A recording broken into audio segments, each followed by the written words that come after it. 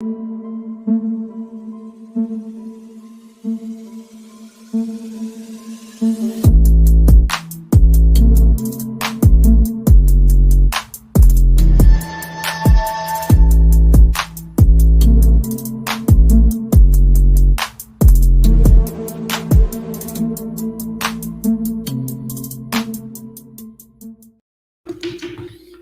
what's good? What's good? What's happening with everybody tonight? Trying to wait, get some people in here. Then we'll bring on our guest for the evening. A lot of y'all already met her.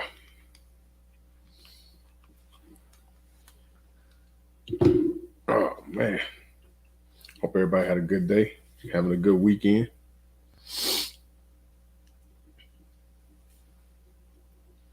Trying to get everything loaded up for y'all.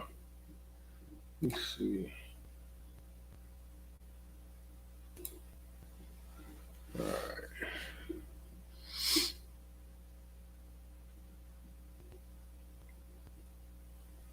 Got this. All right.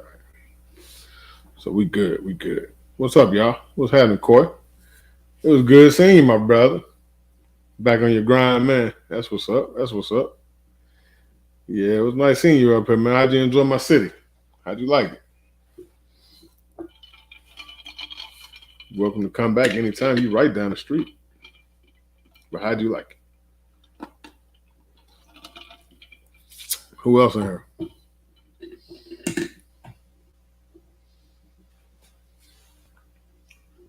T. Rich, what it do, bro? What it do? What's up, Jack? What's popping with you?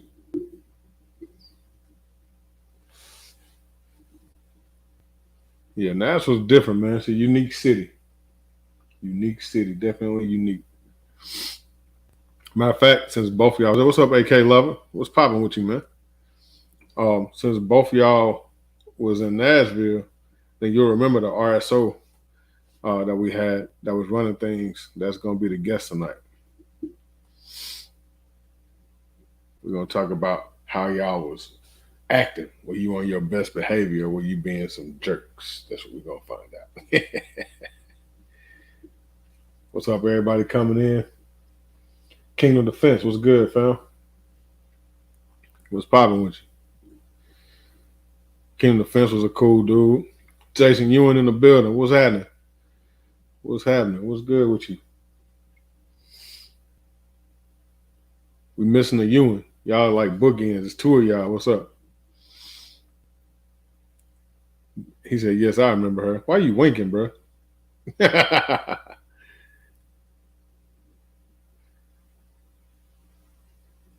RSOs were dope. Yeah, they were. Yeah, RSOs were dope. They was looking out. They was on point for real.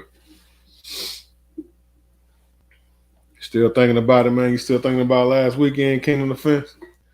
Yeah, me too, man. Last weekend was dope, bro. It was dope. Been editing all this content, trying to get these videos out for y'all. I dropped 2. Got another one on deck. I might have a little surprise bonus one too. Tap in the building. What's happening? What's happening? Tap in was all over the place, man. This dude touched down and started looking for food. As soon as he got there, my dude was straight at the spot. You ready for round 2, Coy? Yeah, me too, man. I'm actually ready for round 3. It'll be my 3rd trip next year. Yeah. Shannon's watching the RGG video right now. That's what's up. Yeah, I saw he just dropped that. I'm going to check that out after I get done. Shooting paper will never be the same for you, man. Shooting steel is different, brother. It changes you. It changes things. You don't want to shoot no paper after you mess with that steel. It's hard to go backwards. Hard to go backwards, that's for sure.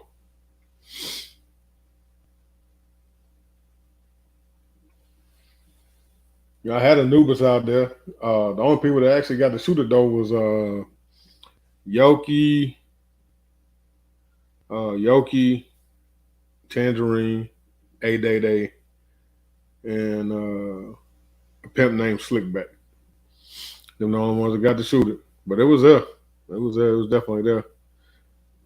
It's up on the site now. I made a little promo. I'm actually gonna drop that later on. Y'all make sure y'all hit that like button when y'all coming through.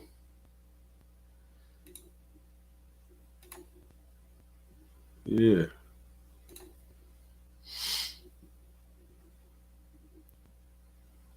Who was what did you enjoy most about the weekend? What was your favorite moment about the weekend? Was it meeting people? What? That was your first time shooting steel? Oh yeah. If that was your first time, you popped your cherry. So yeah. You stuck now, brother. You stuck now. What was my favorite gun in Nashville? Man, honestly, I didn't even shoot nothing in Nashville. I didn't even shoot my own gun. Didn't even shoot my own gun, bro. They had some stuff out there though. Them damn turkeys showed out, bro. Man, them boys was on it. They was not playing. Breaking bread with your family. That's what's up. That means you enjoy spending time with us. Yeah.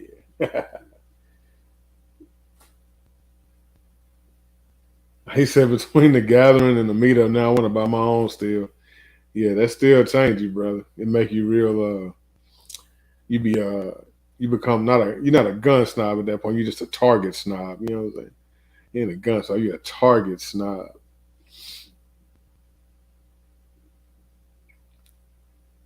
What the hell? What AK? I didn't shoot nothing. Look, I did shoot one gun. I shot 10 rounds. I was really out there more so getting content than anything. I was just wanting to be able to show people the experience. You know what I'm saying?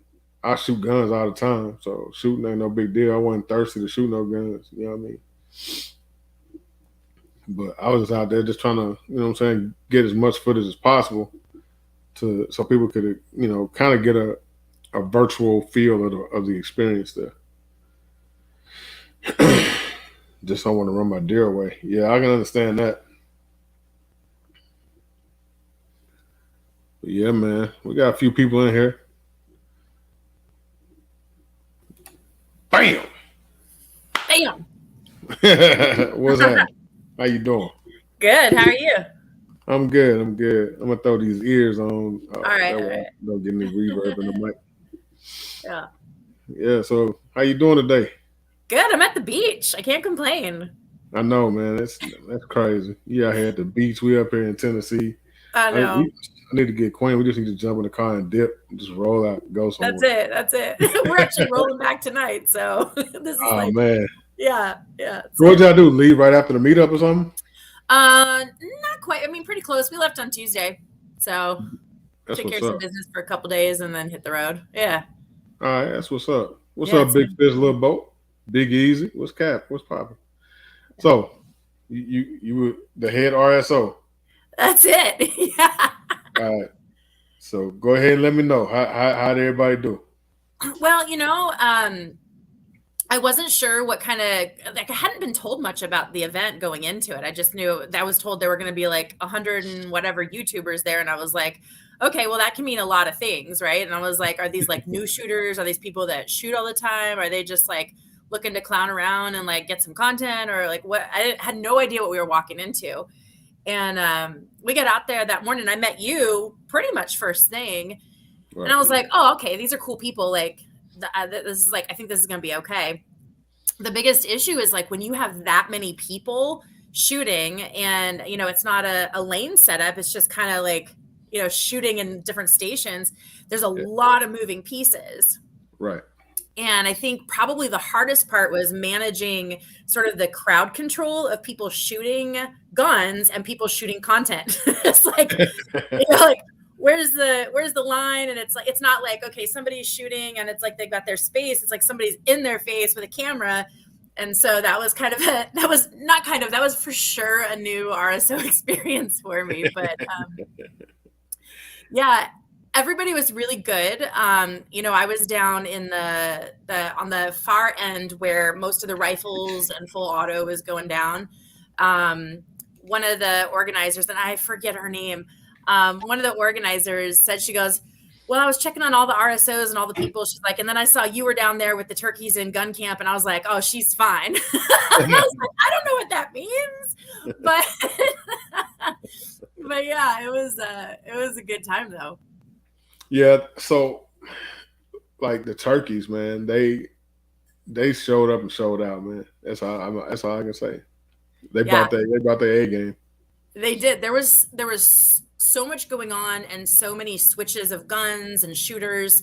Kind of my strategy going into it was that because I don't know any of these people and what their gun handling habits are like, and I'm such a safety snob, like truly, and I will own that every minute of the day proudly.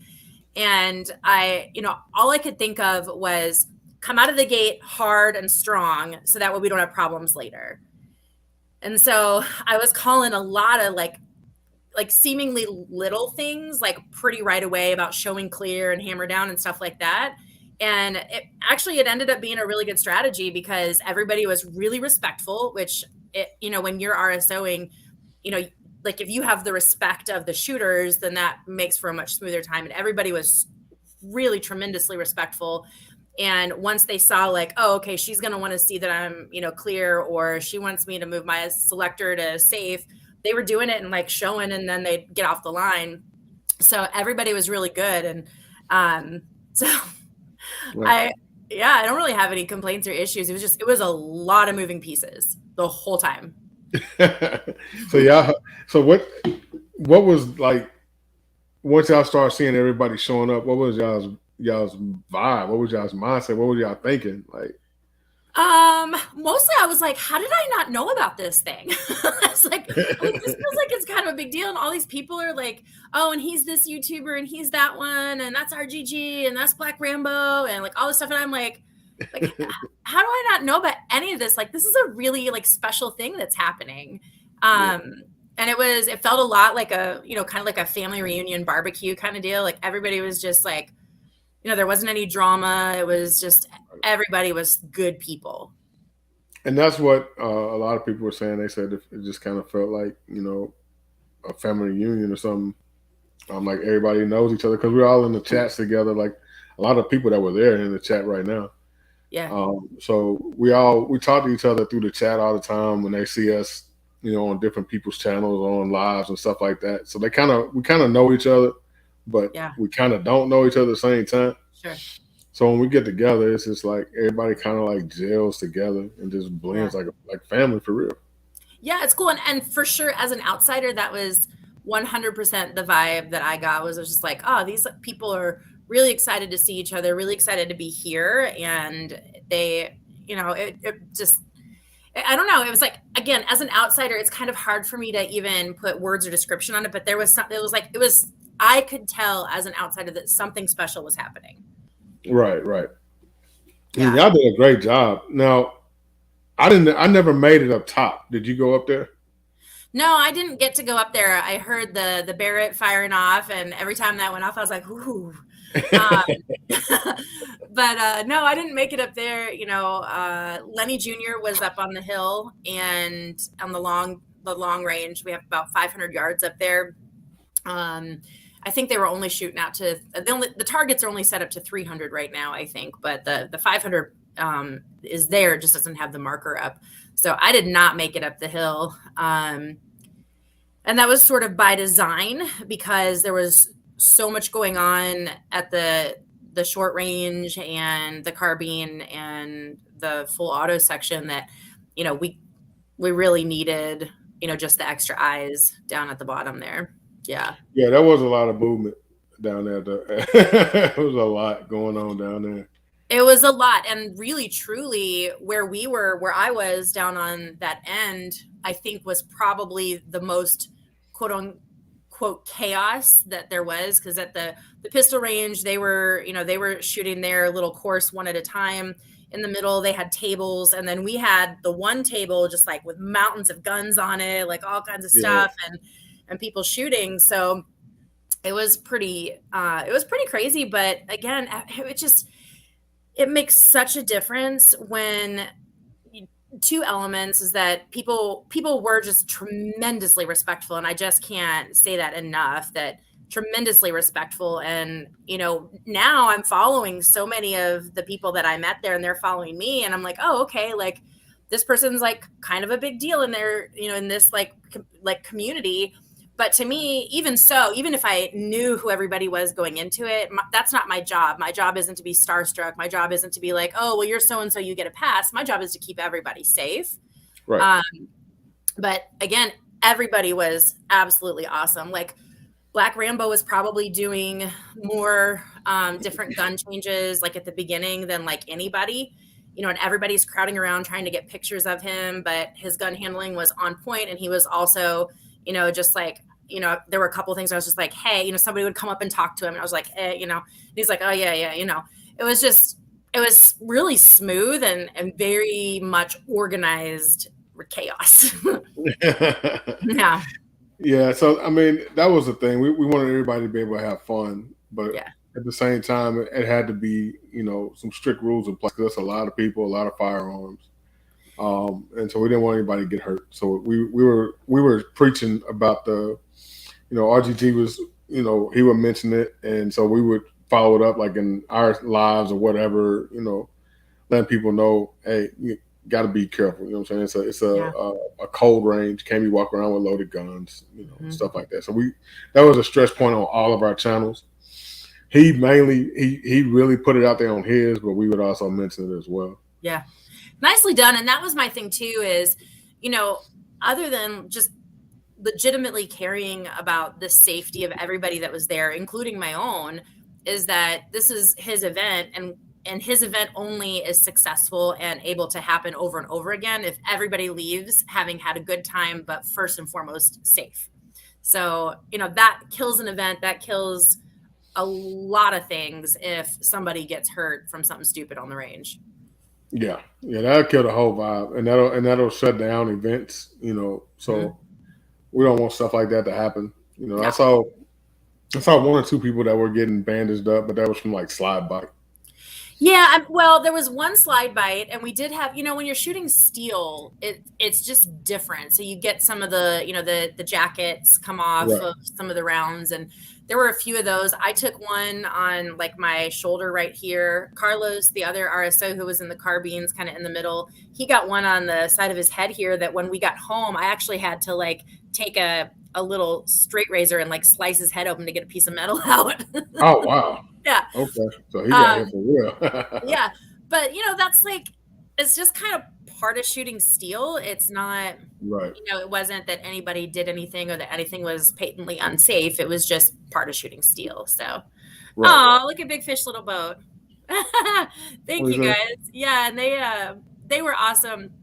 That whole crew, and they let me shoot some of their guns too. So that was fun. So it's a nice little treat.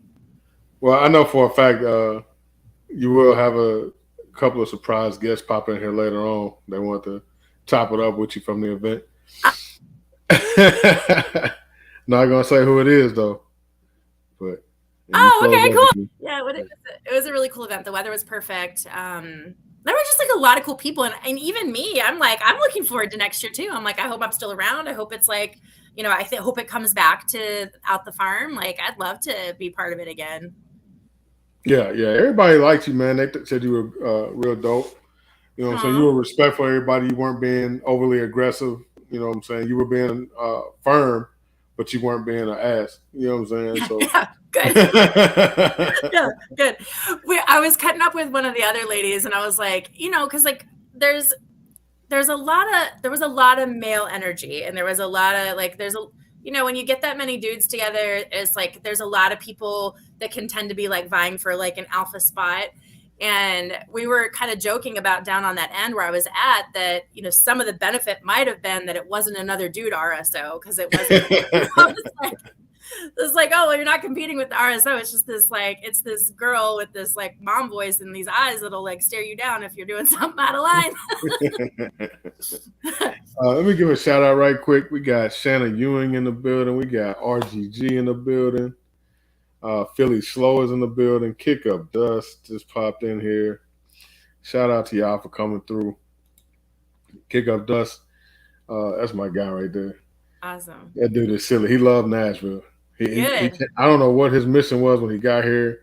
I'm not exactly sure what he thought about Nashville before he got here, but he definitely didn't think the same way when he left.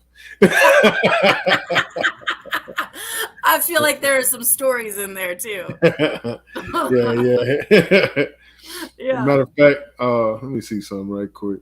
But yeah, you now what is your background? Because I can tell that you had some extensive training when we were out there on the range. So what is your actual background?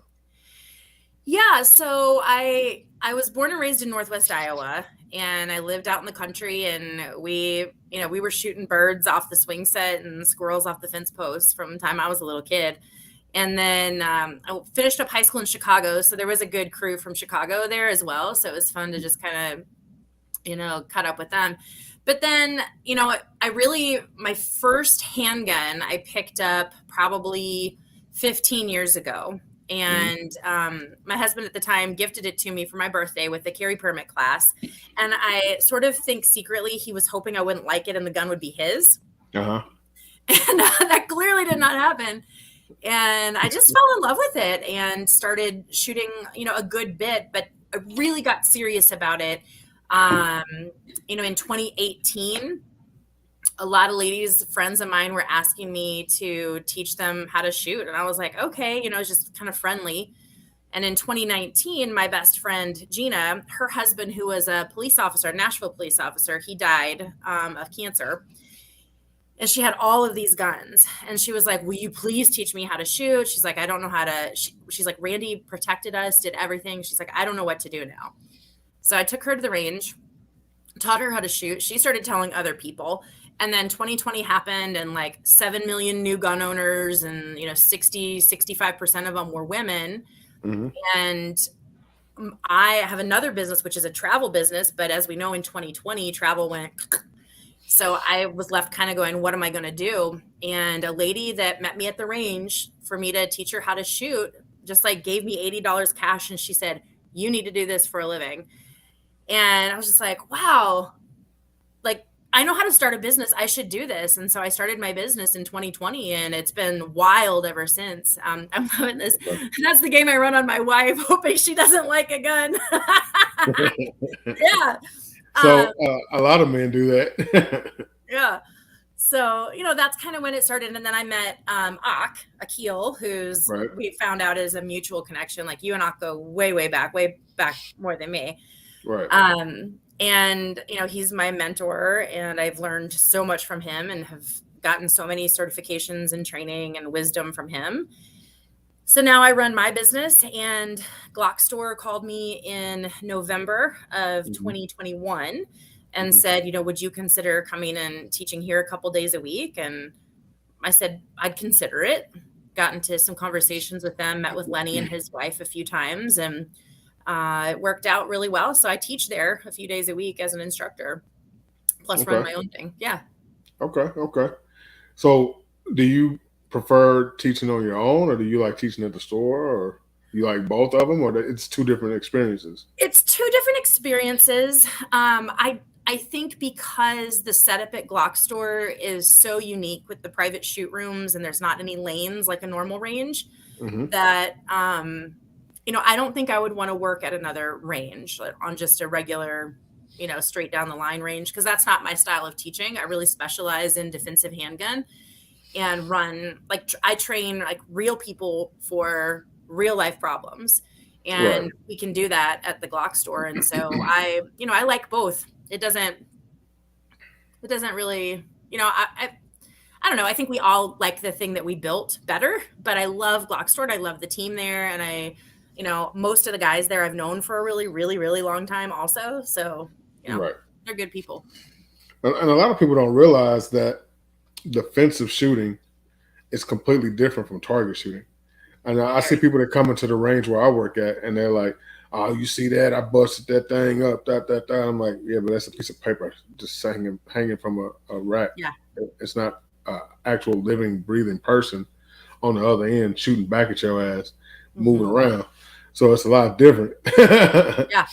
Yeah. Yeah. So, and people don't realize even shooting at a stationary target with a timer on you, adding that stress level can also alter how you shoot too. Yeah. Now do it being surprised, do it from a draw, do it while Yeah. you're moving, while your gun sideways, do it from the ground, do it from a table, from sitting down. Like it never goes the way you think it's going to go. You got to prepare for as much as you can. Right. Right. And I worked in security in a lot of clubs and stuff, and I've been in a lot of situations, and then just prior life experiences. So it never goes down the way you got it pictured in your head. No. You got that whole movie scene in your head, but when the shit go down, you're like, oh snap. Yeah. And That you don't didn't have time to happen. think about it then. Yeah. Yeah. Yeah. No, that training's got to kick in. And, one of my other teachers, Tatiana Whitlock, she says we are strange people because we spend our time trying to be experts at something we hope we never have to do. And that's the truth of it. It's so much training. Yeah. King Henry, I do not go to Royal Range. I've been in that parking lot one time, but yeah, I was meeting a guy to sell him a gun, but I've never actually been inside. Royal Range is cool. Carlos, who was the RSO kind of in the carbines there in the middle, he came to Glock Store from Royal Range. So they have really great training and classes there. Their facility is huge, but again, it's lanes, and they don't have the sort of flexibility that we have with our shoot rooms. What's up, Carbon Q? Yeah, so Royal Range was an old movie theater that they converted into a range, so it makes it dope. Like I've seen videos. My buddy Ivan from I'm Not From This Planet, he went there and did a tour. Yeah. And so I want to go there and check it out. Yeah. That's one place I do. I do want to go check it out. I just haven't at this point. Yeah, I think the coolest thing out at Royal Range is they have, I mean, I don't even know how many 50, 60, 70 full auto machine guns. They've got a lot going on there in the full auto. Like they've really got the market on that in Middle Tennessee. Yeah, they've got it locked down as far as that goes. Yeah. Now, how long you been working with Ott, and how did y'all how did that happen? Yeah, I'm so grateful that it happened the way it did, and it was very serendipitous. I was looking because I wanted to formalize my status as a trainer and needed to get all of the insurance and thank you, Glock Boy. I was looking to get the NRA, pistol instructor certification, and me being me, I was like, I want to do it, and I want to do it now. So I was looking for the soonest class I could get in, but they were all really far away, or they didn't have room, or they were going to cancel the class because of low enrollment, and that wasn't going to work. So then I saw this guy, Akil Kadir, in Murfreesboro, and I was like, well, all right, let's see what this is about. I was like, well, Murfreesboro, I'm like, that's in Middle Tennessee. Why have I never heard of this? Like in the Citizen Safety Academy, like I've never heard of that. Like what's going on down there? And so I signed up for it, got down there, and I was like, okay, this guy's legit. And Tiff was there, and that was kind of like the rest was history. It was like I declared Tiff my best friend there on the spot, and just can't recommend those guys highly enough. But I'm so grateful that all of the other classes I tried to get in fell through, because meeting Ak and Tiff at Citizen Safety Academy was probably the best thing that's happened to me in my world of shooting of anything else. Okay. Now RGG is saying, what was that word? And I'm assuming your certification you said you were looking for. So why don't you spit that out for him again? The NRA pistol instructor certification. Is that what you was talking about, RGG? Or when I said it was serendipitous how we met? That right there, I think it's probably the word. Yeah. Serendipitous. It was like fate. It was like magical fate. Yeah, that sounds more like a word that he would be questioning. Yeah. He has a trouble saying words sometimes. So that word, yes. Yeah, serendipitous, like serendipity, like it was just meant to be. Yeah, man. So now I know you're part of the cadre over at Citizen Safety now, and how you liking that? I love them. So I'll pop in and, you know, I've offered to RSO anytime they need, and I'll pop in and audit classes and just help with, you know, it's not anything like super formal, or it's mostly like I'm volunteering any way I can just to be around them and absorb information and expertise. That's, you know, I will, any opportunity I get to spend time with that whole group there, I'll take it in a heartbeat. Like, it doesn't matter, hanging targets, throwing out trash, like I'm in. Gotcha. Yeah, the wisdom that's over there is just absolutely unparalleled. Gotcha. Now see this word right here, ambidextrous. Ambidextrous. That's RGG's nemesis word right there. Okay. But can we talk about that for a second? Okay, Carlos and I were talking about this from the meetup. I've never in my life seen so many left-handed shooters in one place. I know, right? Anybody else? You noticed it too? Yeah. I was like, I was going back watching videos and stuff, and I was like, damn, hell, Twister's a lefty.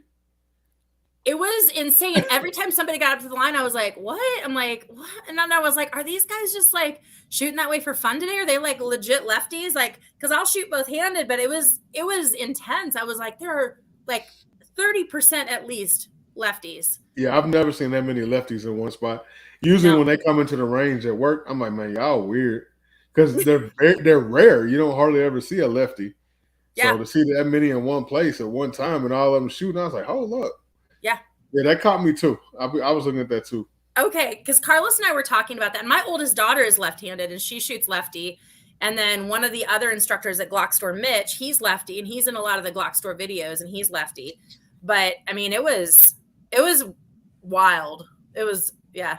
I'm glad you caught it too, because I was like, is this just me? Well, tactical tourist, how do you become an NRA instructor? First, you have to live in America. America. Yeah. Yeah.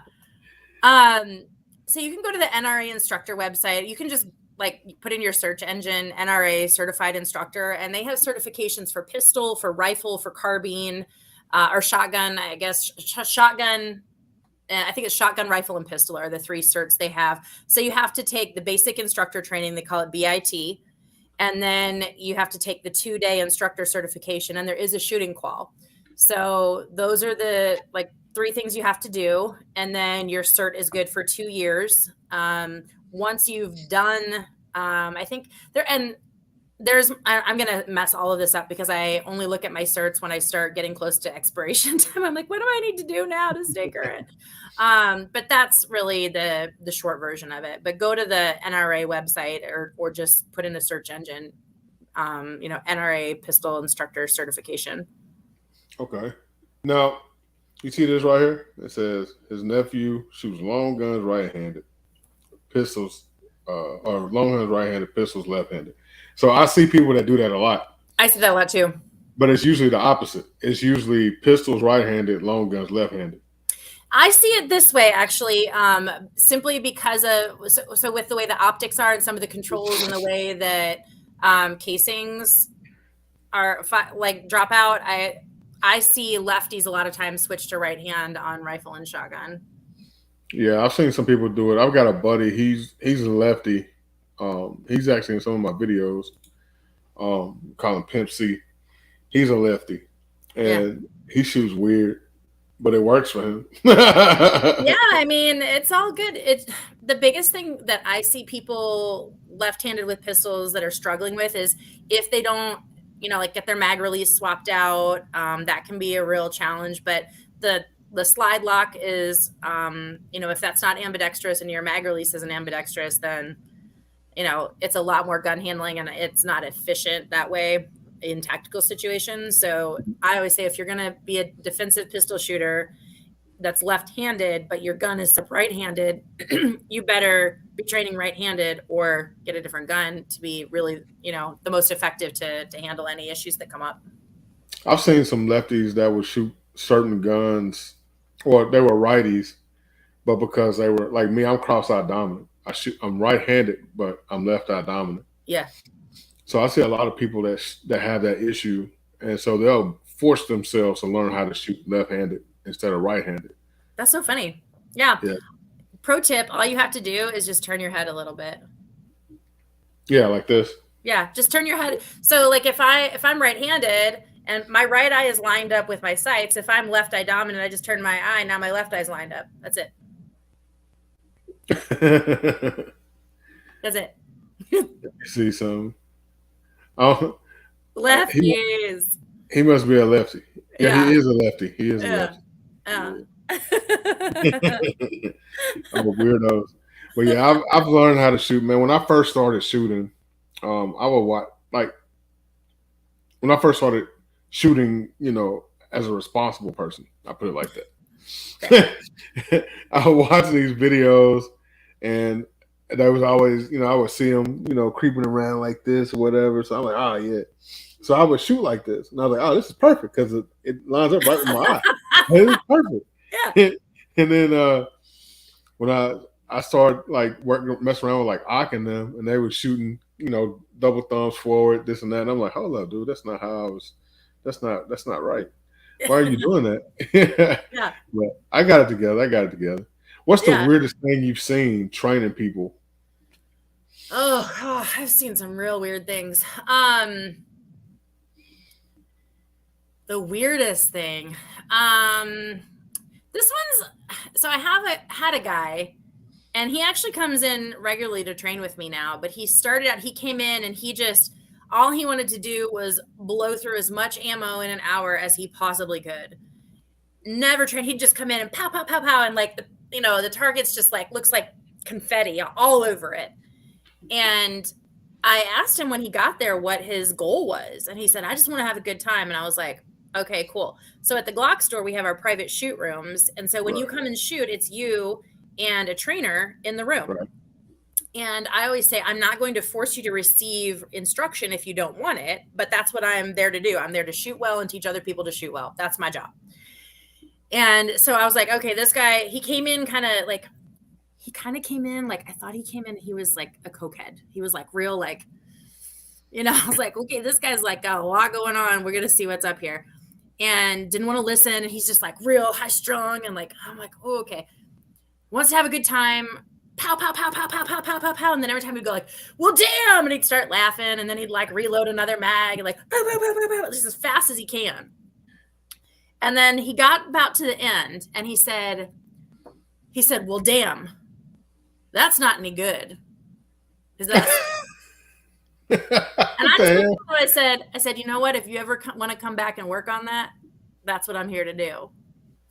Gotcha. And he said, all right, well, you got anything? And I was like, yeah. And I don't even remember, like he was holding, not like a teacup, but he was holding it like some weird way, like fingers kind of everywhere. And I was just like, you know what, as long as he's not getting hurt, like, you don't want my instruction, I'm not going to force it on you. So then he said, all right, well, what do you got? And I said, well, first, can I talk to you about your grip? So I put his grip together, thumbs forward grip. And he's like, that feels really weird. And I was like, yeah, but watch. And then I talked him through his trigger because he just kept going pow, pow, pow, like just muzzled, like just everywhere. Right. And he's like, that grip feels weird. And I'm like, okay, but you shoot like shit. So if you want to fix that, then you can listen to me. It can feel weird. Froze up again. Got into like more of a group. It was a big group, but it was a group. I said, all right, now your trigger's the problem. And I said, here's what you're going to do. Load 5 in your mag. Well, he didn't like that because, he wants to load them all in and then pow, pow, pow, pow until he's out. I said, 5, just 5. All right.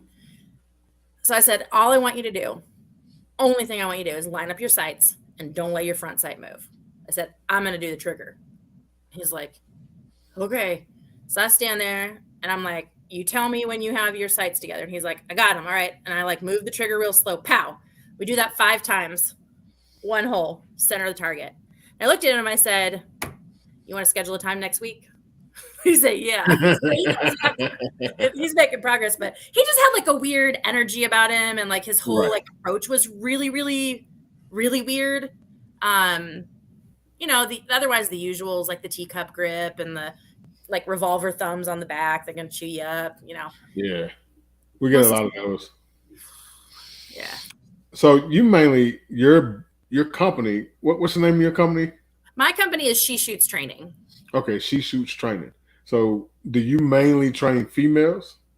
I Or train do you everybody, but I market to the ladies. The guys are going to show up anyway, but the ladies need to know I'm here. Right, right. And Yeah. what's the biggest obstacle you face when training women? Is it husbands bad information, or is it just them having a fear of firearms? It's this. It's I call it the well-intentioned husband gun.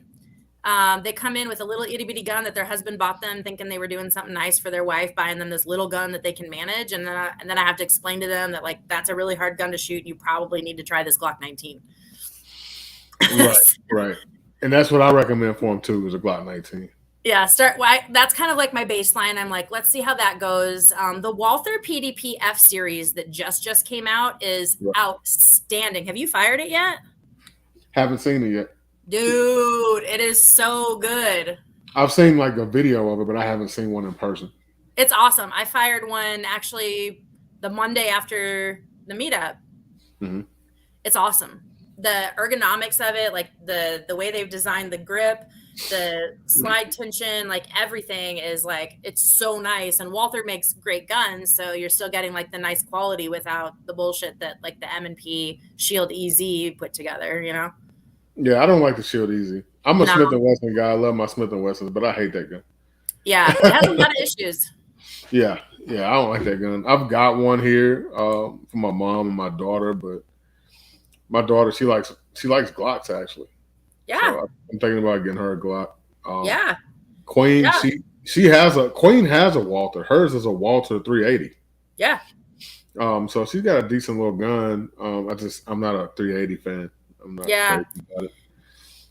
Yeah, I have a little Glock 42 that's like my get off me gun, and I use it. I usually carry it as a backup. Gotcha. Or in the summer, if I really have no other options, like I'll ankle holster that one.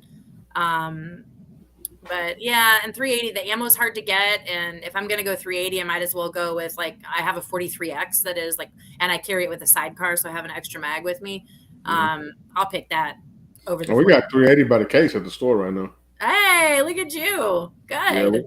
Yeah, we got, I don't know where he found it. He found 3 pallets of that crap somewhere a few months back, and we still got like 10 cases left, maybe.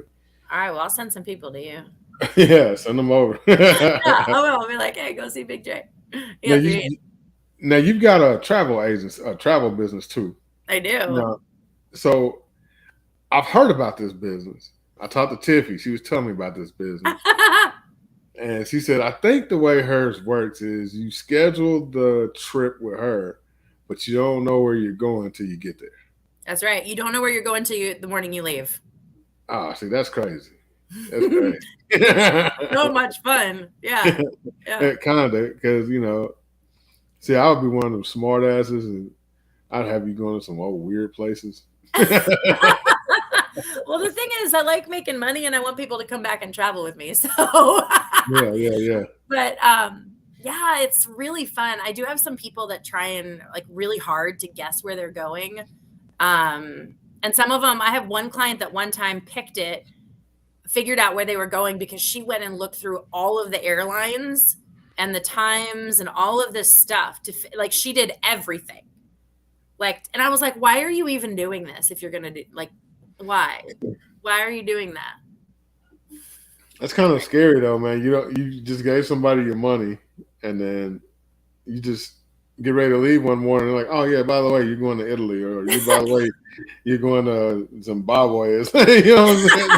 Going bobsledding, yeah. There's more to it than that. So people that want to do it, we start planning 3 months out. I learn where they've been, what they like, what they're looking for in this trip, things they don't like.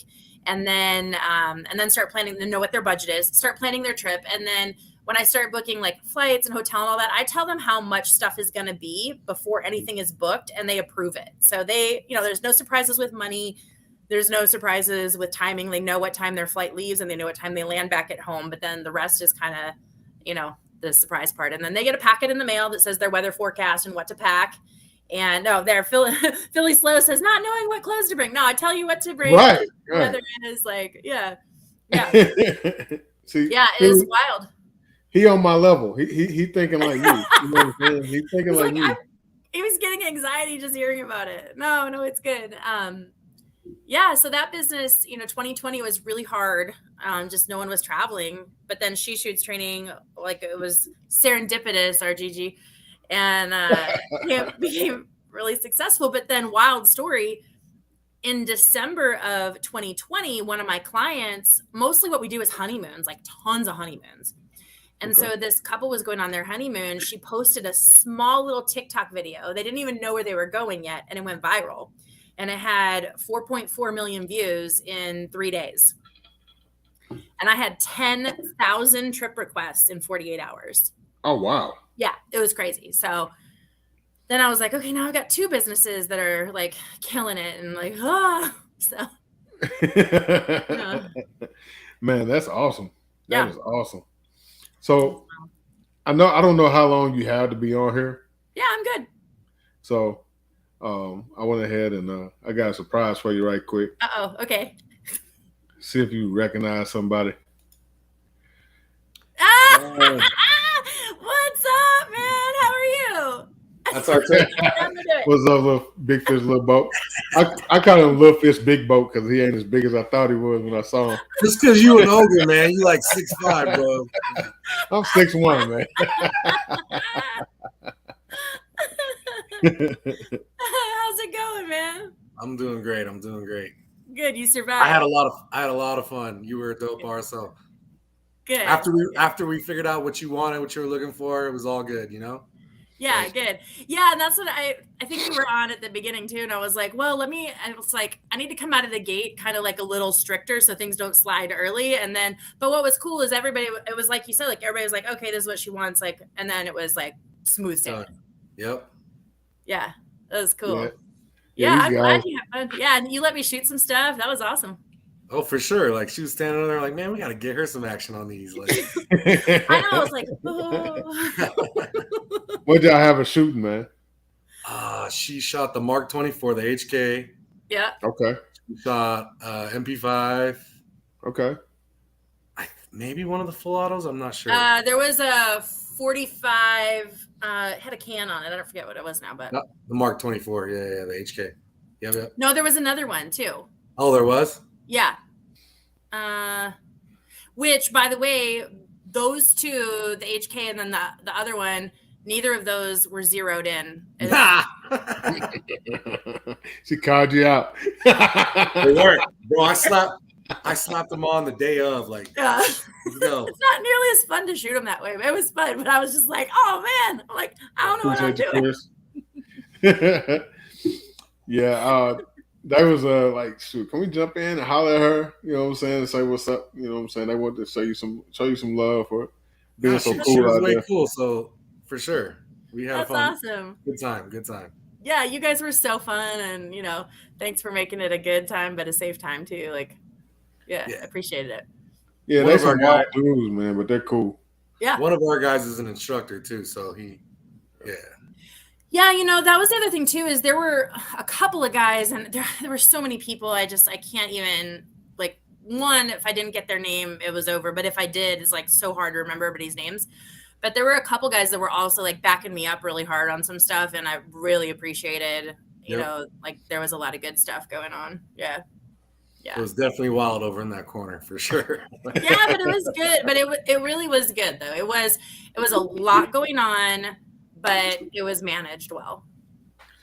I was telling the guys, I'm like, I don't think we're going to ever see a better range. Like, that's a really nice range. Like, yeah. With all the steel and everything like that, like, it's going to be hard to top that one. Yeah. It's going to be hard to top that one, man. And the weather was perfect. That just makes it even better. It was like overcast and not too hot, and it was green. It was so good. Everything about it was great. Look at Queen. Yeah. Let's do it. Yeah, she loves to travel, so yeah, we'll definitely be hitting you up. Yeah, do it. I the next time you guys come to Nashville, well, not you, Big J, because you're like local, but if you still want, you need any recommendations for some grub, let me know. I got all kinds of stuff. We went to Oh. Cane's Steakhouse. Cane Prime. Yeah. Yeah, Cane Prime that's for the rich folks. You know what I'm saying? That's good. Yeah. That's for them deep pocket folks. Yeah, I mean, Nashville has really become like a foodie destination, and the restaurant scene is off the chain. Yeah, Now, it's pretty good. I heard a lot of people saying that they couldn't find the good food, but what they got to realize, we were on the Donaldson side of town by the airport. There's not a lot of stuff over there. You got to go out to like East Nashville, North Nashville to find the good food, or downtown. Like, you know what I'm saying? You got to go down out. You know, you got to travel to get to the good food. Bro, I don't know, that Waffle House is pretty good. Okay, that Waffle House also has, I think, had 2 shootings at it. Yeah, It's worse than going to Walmart, man.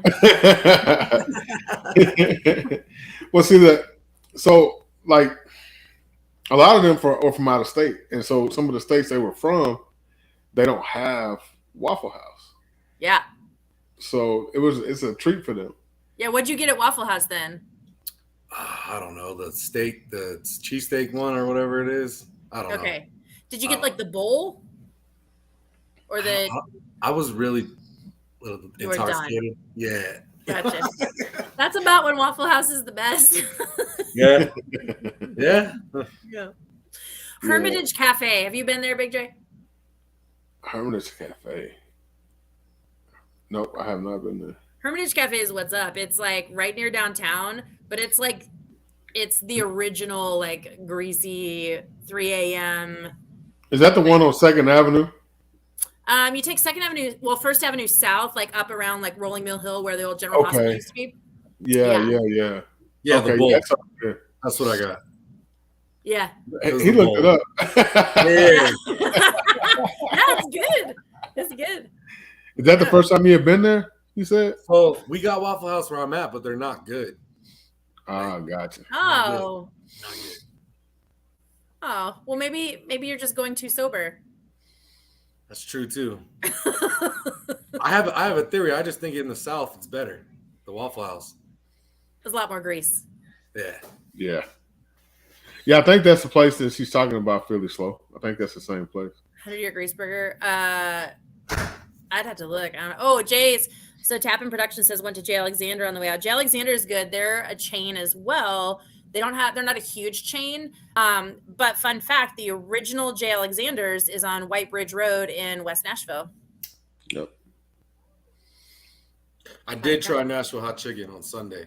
Ooh, where'd you go for that? I don't even know. My wife DoorDashed it or whatever, Uber Eats. Because it was a rough day. It was all right. It's just hot chicken without messiness. You know what I mean? Yeah. Well, hot chicken was, so what people don't understand about Nashville hot chicken, it was designed as a punishment. It really wasn't designed to have like great flavor. It was designed as a punishment. And so the lady the people that started Prince's, the husband, he used to get out in the streets and do his thing back in the day. So the wife, he was out one night doing his thing. The wife made the chicken to try and teach him a lesson. Well, he ended up loving the chicken, and so now they ended up starting a restaurant. And so that's what it was originally for. But right, locals Waffle love House cook don't got a cigarette and prison tats. I don't want it. Yeah, well, and Nashville hot. Don't be fooled by all these restaurants all over the country now that have Nashville hot chicken, because they don't. No. T-Rich. Cigarette behind us here.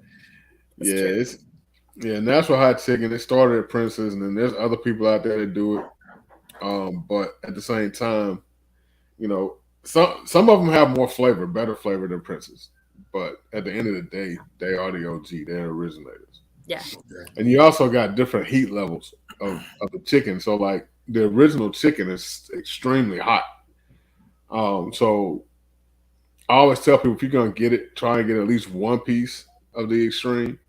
Yeah. But don't make that your main meal, because if you do, you're not gonna make it through the first piece. No, and it's gonna hurt coming out the next day. Oh yeah, it's gonna hurt like hell coming out. You're welcome. So you gotta try at least one piece of it, just to say you did it. You know what I mean? No, it was good. It was good.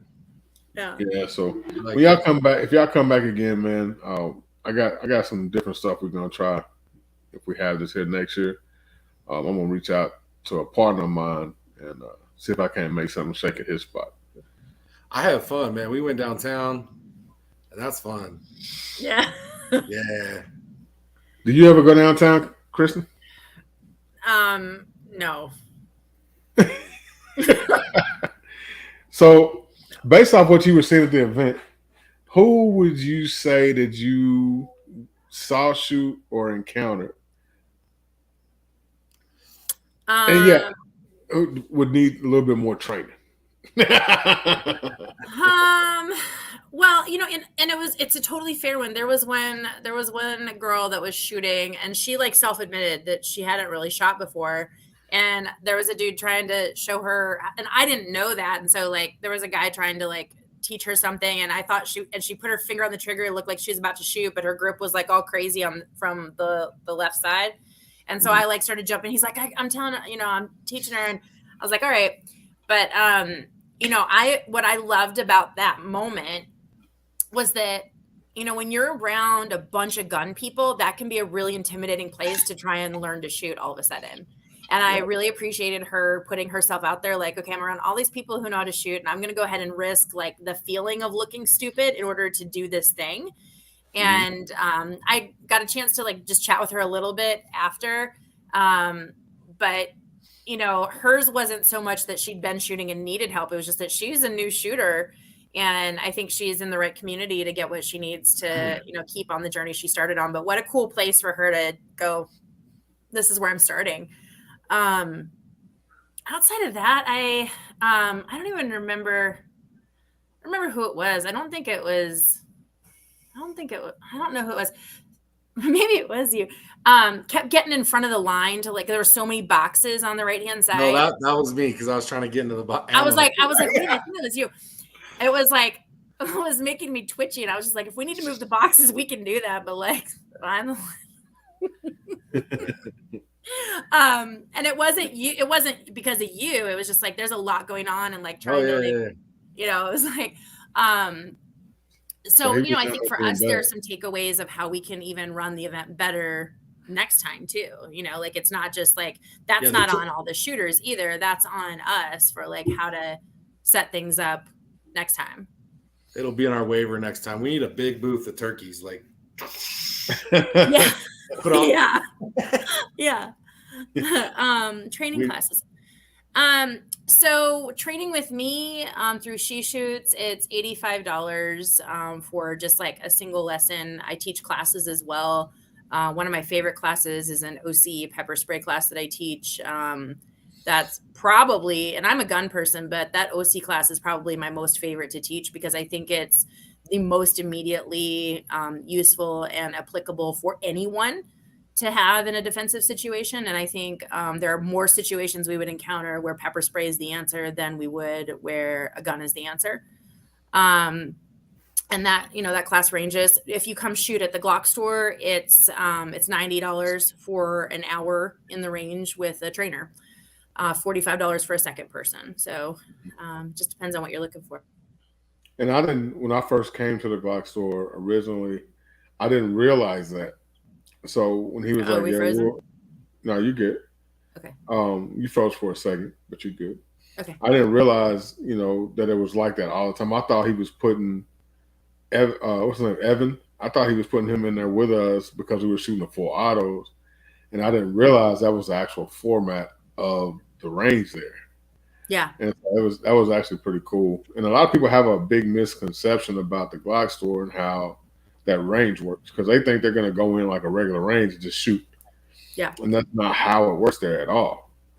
Now, if say we had the event here next year and say RGG wanted to do, say, a women's conference or something like that, would you be opposed to like doing something with them, working with them or whatever? Oh, I'd be so in for that. Absolutely. Absolutely. So here's my thing too, and why She Shoots is so important to me, and why I talk to women so much is, I was abused growing up, and I was raped in college, and I work with a lot of survivors from like domestic situations or other, abuse and trauma. And so to me, it's less about the gun and more about watching women recognize that they can take responsibility for themselves, keep themselves safe, and that they don't have to remain in the mindset of like, I'm a victim, I'm small, I'm helpless. So to me, that's the real win, is watching their views they have about themselves change, and all of a sudden they become a different person and more confident. And so I love working with what I call sort of like the more vulnerable groups. Widowers are another of my real favorites. So widowers and women with trauma backgrounds are really where like my whole heart is. Okay. So, but any chance I get to really help empower women and build them up, I'm in. Okay. Let me see if we got any more questions out here. He said, I see that price is decent. Yeah, it's so apparently somebody's found your website or something. Yeah. Yeah. Oh, RGG Women's Conference. Let's do it. We'd need to get Tiffany in there, and like, there's so many amazing ladies that I'm sure you guys have in your community, and even ladies we have locally, and other women that I really admire all over the country. But definitely don't forget about me when you put together a women's conference. Yeah, Tiffany, it will be dope to have her there because she runs a Girl and a Gun. So Yeah. she deals with training females on a regular basis as well. Yeah. And I think having two different perspectives on training women in two different styles is awesome. So you can cover a lot of different ground that way. Yeah. I think something that gets overlooked a lot when women train with men is the different considerations that women have to have for concealment. It's Right. a totally different ball game. Like when you go to your closet in the morning, like how many different options do you have for pants Right. alone? So it's like 2, Right. and a belt, and it's like, we have so many different wardrobe things. Just even physiologically, there are really 9 body shapes that women have, and there's like dudes have like square, rectangular, and Santa, like that's kind of what you got. It's like, for women, you've got all of these shapes, and then you've got holsters that are designed to fit pants instead of a person's body, and they're designed to fit a belt and a pair of pants. Right. And then I get real sideways about purse carry, because it's, like, aside from the things that most people say about like, well, what if someone steals your purse? I'm like, well, how fast can you get to your gun and like be effective with it? You're just not going to be, able to do that. So, if I can get women carrying on their person and on their body, then that I'm here for it. And I think it's such an overlooked piece of training for a lot of male trainers. And it's not that male trainers are bad. It's just, it's outside of the realm, of consideration. And that's something that I preach a lot in the store when husbands bring their wives in. They're like, well, she needs something a little bitty she can put in a purse. I'm like, first of all, she don't want no little gun because they're hard to shoot. And I said, second of all, I don't even want to talk about off body carry. I hate off body carry. I don't like it at all because, like you said, somebody snatches your purse, now they got your gun. And then how fast can you unzip the bag, the pocket that it's in, get to the gun, get it down range on target. You got a lot going on there. When seconds matter, you don't want to have to go through all that shit. No, I'm cool with it in a vehicle though. Yeah, in a vehicle, yeah. I mean, most of the time in a vehicle, if you're going to off-body carry, you're going to have some kind of rig set up, and you're going to be able to be more aware of your surroundings, having your mirrors and look around and stuff. Yeah. But if you're just walking around at night, you're not necessarily going to catch little Ricky sneaking up from the backside. You know what I'm saying? Yeah. Little Ricky. Yeah. Damn him. Damn Ricky. Yeah, it's just I wish that there were more resources out there as well for women wanting to concealed carry. Philster, PHLSTER, is probably the leading the way in the science of concealed carry with the Enigma holster. I had a post about it on my story the other day, and just the resources about that. Yeah, and the resources that they have are absolutely incredible for how to conceal carry in a way that's comfortable, because if it's not comfortable, ladies aren't going to do it. And also options for making concealment like flattering. Like we women, we're like, we got enough like lumps and bumps and we don't want to add more. So like, can we also just conceal carry in a way that we feel good about the way we look too? That's another real challenge that ladies have. Right. And my man here, he said he advocates for inside the thigh holsters. I I don't have a agree thigh with that. holster. It is a suboptimal setup. It's definitely a summer carry kind of thing with, like a little summer dress, but I'm I need to win a gunfight, and I'm going to have the first shot if anybody is going to, and I'm not necessarily going to be able to do that from a thigh holster and with the Right. kind of equipment I would have. So that's hard. Right. And that's another reason, like when people come in the store, females, and they're like, I need to find a way to carry this particular gun. And so Tiffany steps in, and I'm like, okay, y'all got the same equipment, so I'm gonna let Tiffany take over from here. Yeah. Because Tiffany, no matter what she's wearing, man, she's carrying a Glock 19. That's what I was going to ask. I was going to, what's your carry? Glock 19? I have a couple. So for the summer, I'm usually rolling with a 43X and a spare mag. And then in the winter, honestly, I love my Canik TP9 SC. Like I've been loving the trigger on the Canik. So that's, Have you tried the Shield Arms mags for your 43? I have not. I've stuck with the regular factory Glocks. Okay. Glock mags. Yeah, because then I've got 21 rounds on me. Oh, you carry sidecar? Okay. Yeah, I carry sidecar. Yeah, which is perfect. Right. That's like Tiffany was talking about, her and her friend was out, and they didn't even know the whole time they've been out, she's wearing this sundress. She's carrying a Glock 17, Wow. 2 extra mags, pepper spray, Wow. a knife. Yeah. What's in the trunk? And they never knew that she was carrying all that on her person. Yeah. Yeah, we always sort of have a running joke of like, okay, how many weapons do you have on you today? And I'm like, do you count the flashlight?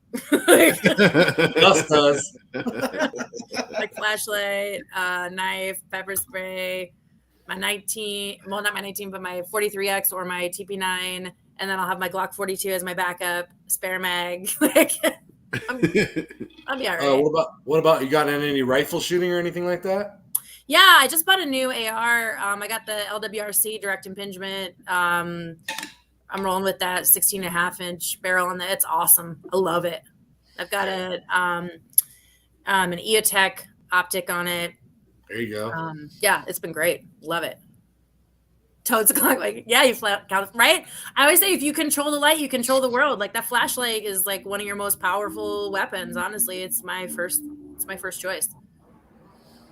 This man said we got 1,000-yard range in Louisiana. We got like 3 or 4 of them up here, brother.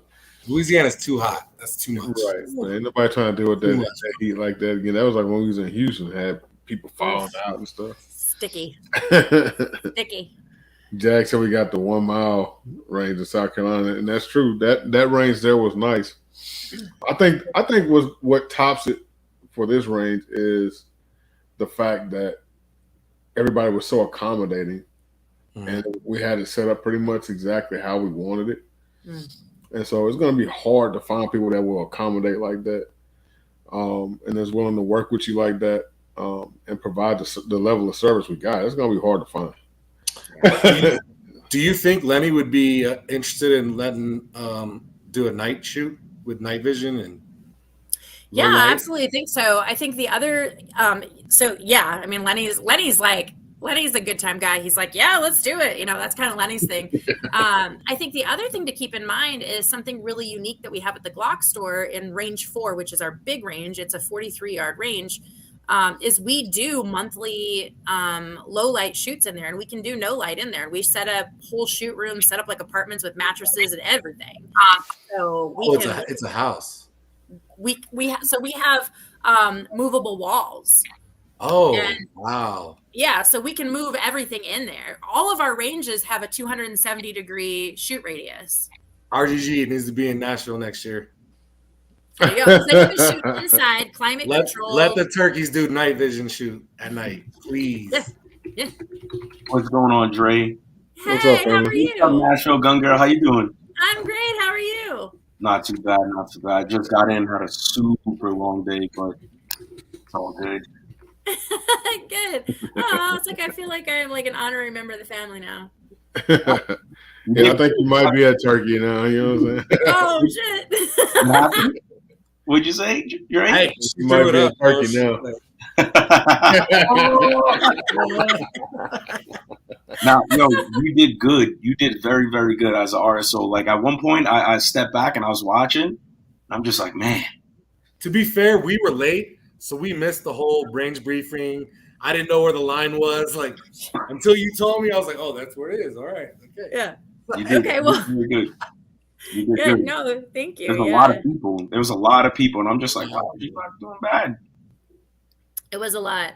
One of the guys came up to me and he was like, "This is real stressful, right?" And I was like, "It's all right." You know, it's just like, you know, just watching all the moving pieces. You know, it was just. I think the most of it was that table that was right there where all the guns were just kind of like mishmashed in there. I just like kept looking at the table and I'd be like, I don't know that I saw that one clear. So I was like, you know, checking some of those, but everybody was good. So, and I appreciate your kind words. That means a lot, you know, because I care a lot about what I do and I care about people having a good time and staying safe. And, you know, I don't want to be that bossy bitch that ruined everybody's vibe, but, you know. I'm not gonna lie, I would have been that bossy bitch. I was like, hey, put that down. Hey, I would have been yelling at people. Everybody would have hated me. You did good. I only called one, and that was when my man, he got to shoot my gun, and I don't know why he did that. He was like, vroom, vroom, and he flipped it over, and I was like, nah, bro. Yeah. I think the biggest one was like everybody kept getting so excited, especially with all the rifles and I'm like such a stickler on that selector. And it was just a lot of like shooting and then just like looking like that was cool. And I'm like, take care of business first. Like you're not, you know, like that one, you know, that, but like, again, that's like a smallish really thing. Like the muzzles were all kept safe. You know, we have muzzles flying around, we got issues and, you know, there was really good trigger discipline, good muzzle discipline. So it was good. I agree. Yeah. I agree with Total Glock Boy. 100. Like I said, had I been RSO, I would have been yelling. I would have had no voice by the end of the day. I would have been yelling. I was like, yo, she's handling it pretty well. Like, thank you.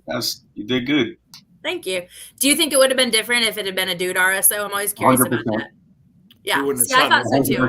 100%. What I personally, what I would have, I don't think anybody would have got super disrespectful. But there were a good group of guys that do know what they're doing, and at that point, the RSO is just trying to keep like everybody safe. And then those guys, it would have been like an ego thing. Yeah, it would have been an ego thing, you know. But everything worked out real well. RGG threw a really good event. Yeah, you did. You know, RGG, we're trying to go back to Nashville, bro. Yeah, I mean, letting you know, like, we're trying to go back to Nashville. Like, I know what we say don't count, but just understand that we're trying to have go a building. We can set up walls and shit. Like, yeah, so we can get UTM rounds too. That's the training rounds. Mm-hmm. Yep. What? Okay. Yeah. Interesting. And we can shoot up to 308 in our indoor ranges, guys. Sheesh. Okay. Yeah. Yeah. Y'all got pretty much the same setup we have in our range with the ballistic panel, the rubber panels all around. Yeah. On the ceiling and stuff. Yeah. So that range can take a beating. Yeah. And if you've not seen it. Did we mess up any steel? Do you know? No, I mean, you know, it just needs to be repainted and that's it. And, you know, you just roll the paint back on, you're good to go. But we were cracking up. I put a hole through No, it was good. It was good, you know. But steel's it's made to be shot, and it did its job. Yeah, no, you guys definitely have a crazy setup there. That's awesome. Like even from crossing that bridge with the water, I was like, "Where am I?" Like, crazy. Like, what is happening right now? Yeah, next time we'll cue the banjos. Yo, don't worry about it. I live in West Virginia, so don't even worry about it. So if we hear the banjos, it's just you. I'm like, oh, what? Guys, is that you? Man, it was a beautiful event. It was beautiful to see everybody getting along, everybody networking, everybody just showing love, and to have good RSOs makes it a lot more fun because I honestly didn't know what to expect. I didn't know who was going to be the RSOs. I didn't know what y'all was going to be about. I didn't know, how strict things were going to be. But I mean, it went really well, and I was real excited. And like I said, RGG said he's torn between Nashville and Atlanta. I mean, it's gonna be hard to top what we just did. It's gonna be hard to beat that. You did. I don't know how you're gonna top that one, RGG. I don't know, RGG. I'm just saying. I'm trying to bring that 50 back out. Yes. Yeah. Well, I'm trying to do the shoot house. Yeah, I'm trying to do the shoot house. I'm trying to do the shoot house. The night vision, like, man, can you imagine a night shoot on that range? We got it. The turkeys can do that. We can instruct that. I mean, that's what I'm saying. But can you imagine what it will be like being on that range doing a night shoot at the farm? What? Yeah, it'd be insane. Yeah, might get a coyote smacked out there. You can hunt coyote year round, no limits, no nothing. You can you see a coyote, you can just pick them off anytime you want. Oh my God. No. Yeah, we almost took one on the way out that Friday. Did you? When we were leaving, there was one running across the field, and I slammed on the brakes, jumped out. Yoki and them, they slammed on the brakes and jumped out. And I was like, Yoki, you gonna shoot him? Yeah, the other guy was like, can I? I was like, yeah. She was like, she wasn't ready though. Oh, yeah, coyotes, you can get those. So that's definitely a dope setup that you guys got out there. The Glock store is absolutely insane. Nashville as a whole is absolutely insane. Yeah. Well, we put it this way. If you have nods, when you could see at night, it's different. Yeah. We got you, RGG. We'll give you a set of nods, bro. It's RGG's like, yeah, Nashville as a whole is definitely like I've passed Nashville a bunch of times traveling. I've never actually stepped foot in Nashville and visited Nashville and got to see Nashville. And when I did, I'm just like, how come nobody's ever told me about Nashville? Yeah. Now, one person I've ever met is like, yo, Nashville's the place to be. You should go there. Nashville is the place to be. Like, there's just everything. 100%. Nashville's got everything. Wait, hey, since RGG's on here, I just want to throw out there that I got my feelings a little hurt watching on Instagram, seeing everybody posting about the award ceremony, and I have real bad FOMO about it now. And I think that there should be a best RSO award next year, and I should get to come and get that award. Ooh, Agreed. Don't feel bad. The turkeys didn't go either because we all had our wives. Yep. So they didn't want to stay by themselves all day. So we're like, we're gonna go to the range, and then we'll take you out. We promise. So we had to miss the award show too, which really sucks. But it looked like it was so fun. Listen, I just wanted to see I just wanted to see Real Deal dancing. Oh man, that was hilarious. Came out, a Real Deal. That was hilarious, bro. I was ready to get my Kanye West on, bro. I swear. Taylor Swift's cool and all, but nah. No one expected that from him at all. It's one of those things that just happened, man. It just happened. That's easy, man. That's like I said. I think. Wow! Don't do that. RGG just said turkey's too important to come to the award. That's a lie. That's a lie. RGG was too important to return my text. Oh. See, I dropped the link for him to come in here and chop it up for a minute. I know he takes Saturdays off, but I dropped the link for him. But yeah, I don't know, man. I'm looking forward to next year. Yeah, bro. If you are a single man and you haven't been to Nashville, you are. All I gotta say, Daisy Dukes and cowgirl boots. Okay, I got a question. That's all I gotta say, bro. How do they all know to wear the same outfit? It's the Nashville tourist uniform. That's it. Like a text goes That's out it. or what? You get an Like email. little Daisy Duke skirt or shorts with Pink your cowgirl hat. cowgirl boots and a hat. and your crop top. Yeah. That's it. It's the uniform. You know, Nashville is the bachelorette party capital of the country. Yeah, kind of figured that That's out. not what I was telling you. Yeah, it is. Yeah. It is. Yeah. I was walking down the strip like this. It's like, oh God, no. Good. Like, don't look anywhere. You're gonna get in trouble. Yeah, because odds are you're going to run into one of them that's taking my pepper spray class, and that's going to end badly for you. Oh no, not me. Nah, I'm respectful. They're just respectful. Yeah, you I can take pepper spray. I've been pepper spray. He's like, I'll take my chances. Do it again. Do it again. You gotta step it up to mustard gas, all right? Like, So one of the guys, Evan, Dre, you met Evan at the shop. So this past weekend, it was on, I think it was Monday, right after the meetup. Evan went out to lunch to Panda Express, and some dude was stealing this girl's purse. really? And so Evan's like 70 pounds soaking wet, you have to realize. And Bro, he Evan carries is tiny, bro. big ass CZ. Oh, like little like wheel gun in his pocket with like a speed loader for that, and then he's got pepper spray, a knife, a flashlight, and sometimes like I don't even know what else he puts in, but like half of his whole body weight in any given day is weapons. And he texts me and he's like, "Hey, I got to pepper spray someone at lunch." I'm like, "What?" He's like, the dude was like totally loaded up on heroin, just like out of his mind. He's like, so it took him a minute. He's like, he punched me twice in the face. And then he was like, "I'm calling the police." And I was like, "You do that, bro." And then he left. Panda Express comped his lunch, but he came back like so stoked about pepper spray. And Black eyes, like, shit, you missed it. It was great. Oh man! So if you watch my MP5 full auto MP5 video, Evan is the kid in the video that's in there with us, the little instructor. Right. He's a little bitty dude. He's not much bigger than Tangerine. Damn. Do not underestimate him. I'm not getting pepper sprayed. Not even that. Like, dude is like he's such a gun nerd, but like I say that in the most adoring way. He's like my little brother. And he's shot every gun that's been made, like, and mass manufactured, literally every gun.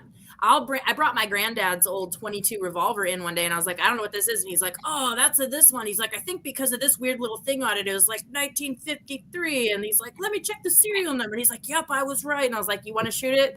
"I've shot one of these before." I'm like, "Oh, okay." You know, just everything. He can tell you anything. Hey, RGG. What's up, man? Is this what we do? He's not a turkey. He's gun cat. Oh, we don't just say hi to everybody like a turkey? No. Some people you can, but some people might get offended. Just let you know. That's like throwing up blood to a crip. Okay, I'm not gonna do that. I want to win an award next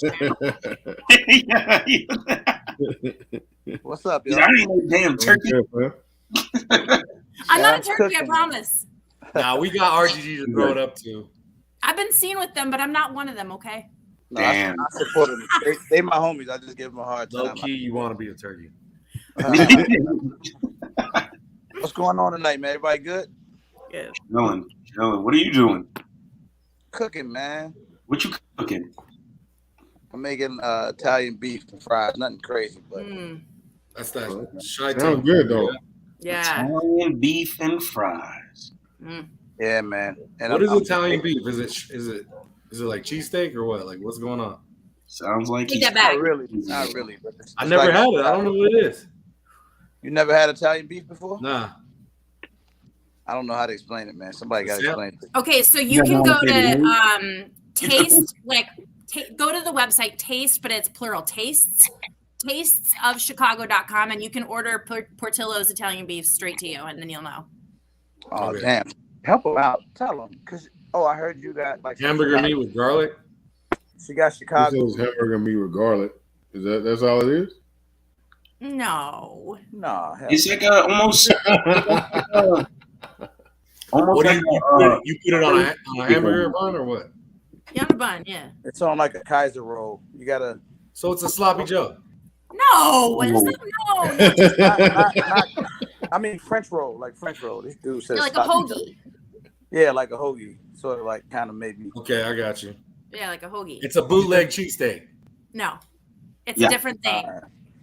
Hey, listen, I tell you, Chicago got the best food in the world. We ain't on your panel now. I'm gonna say it. No, they don't.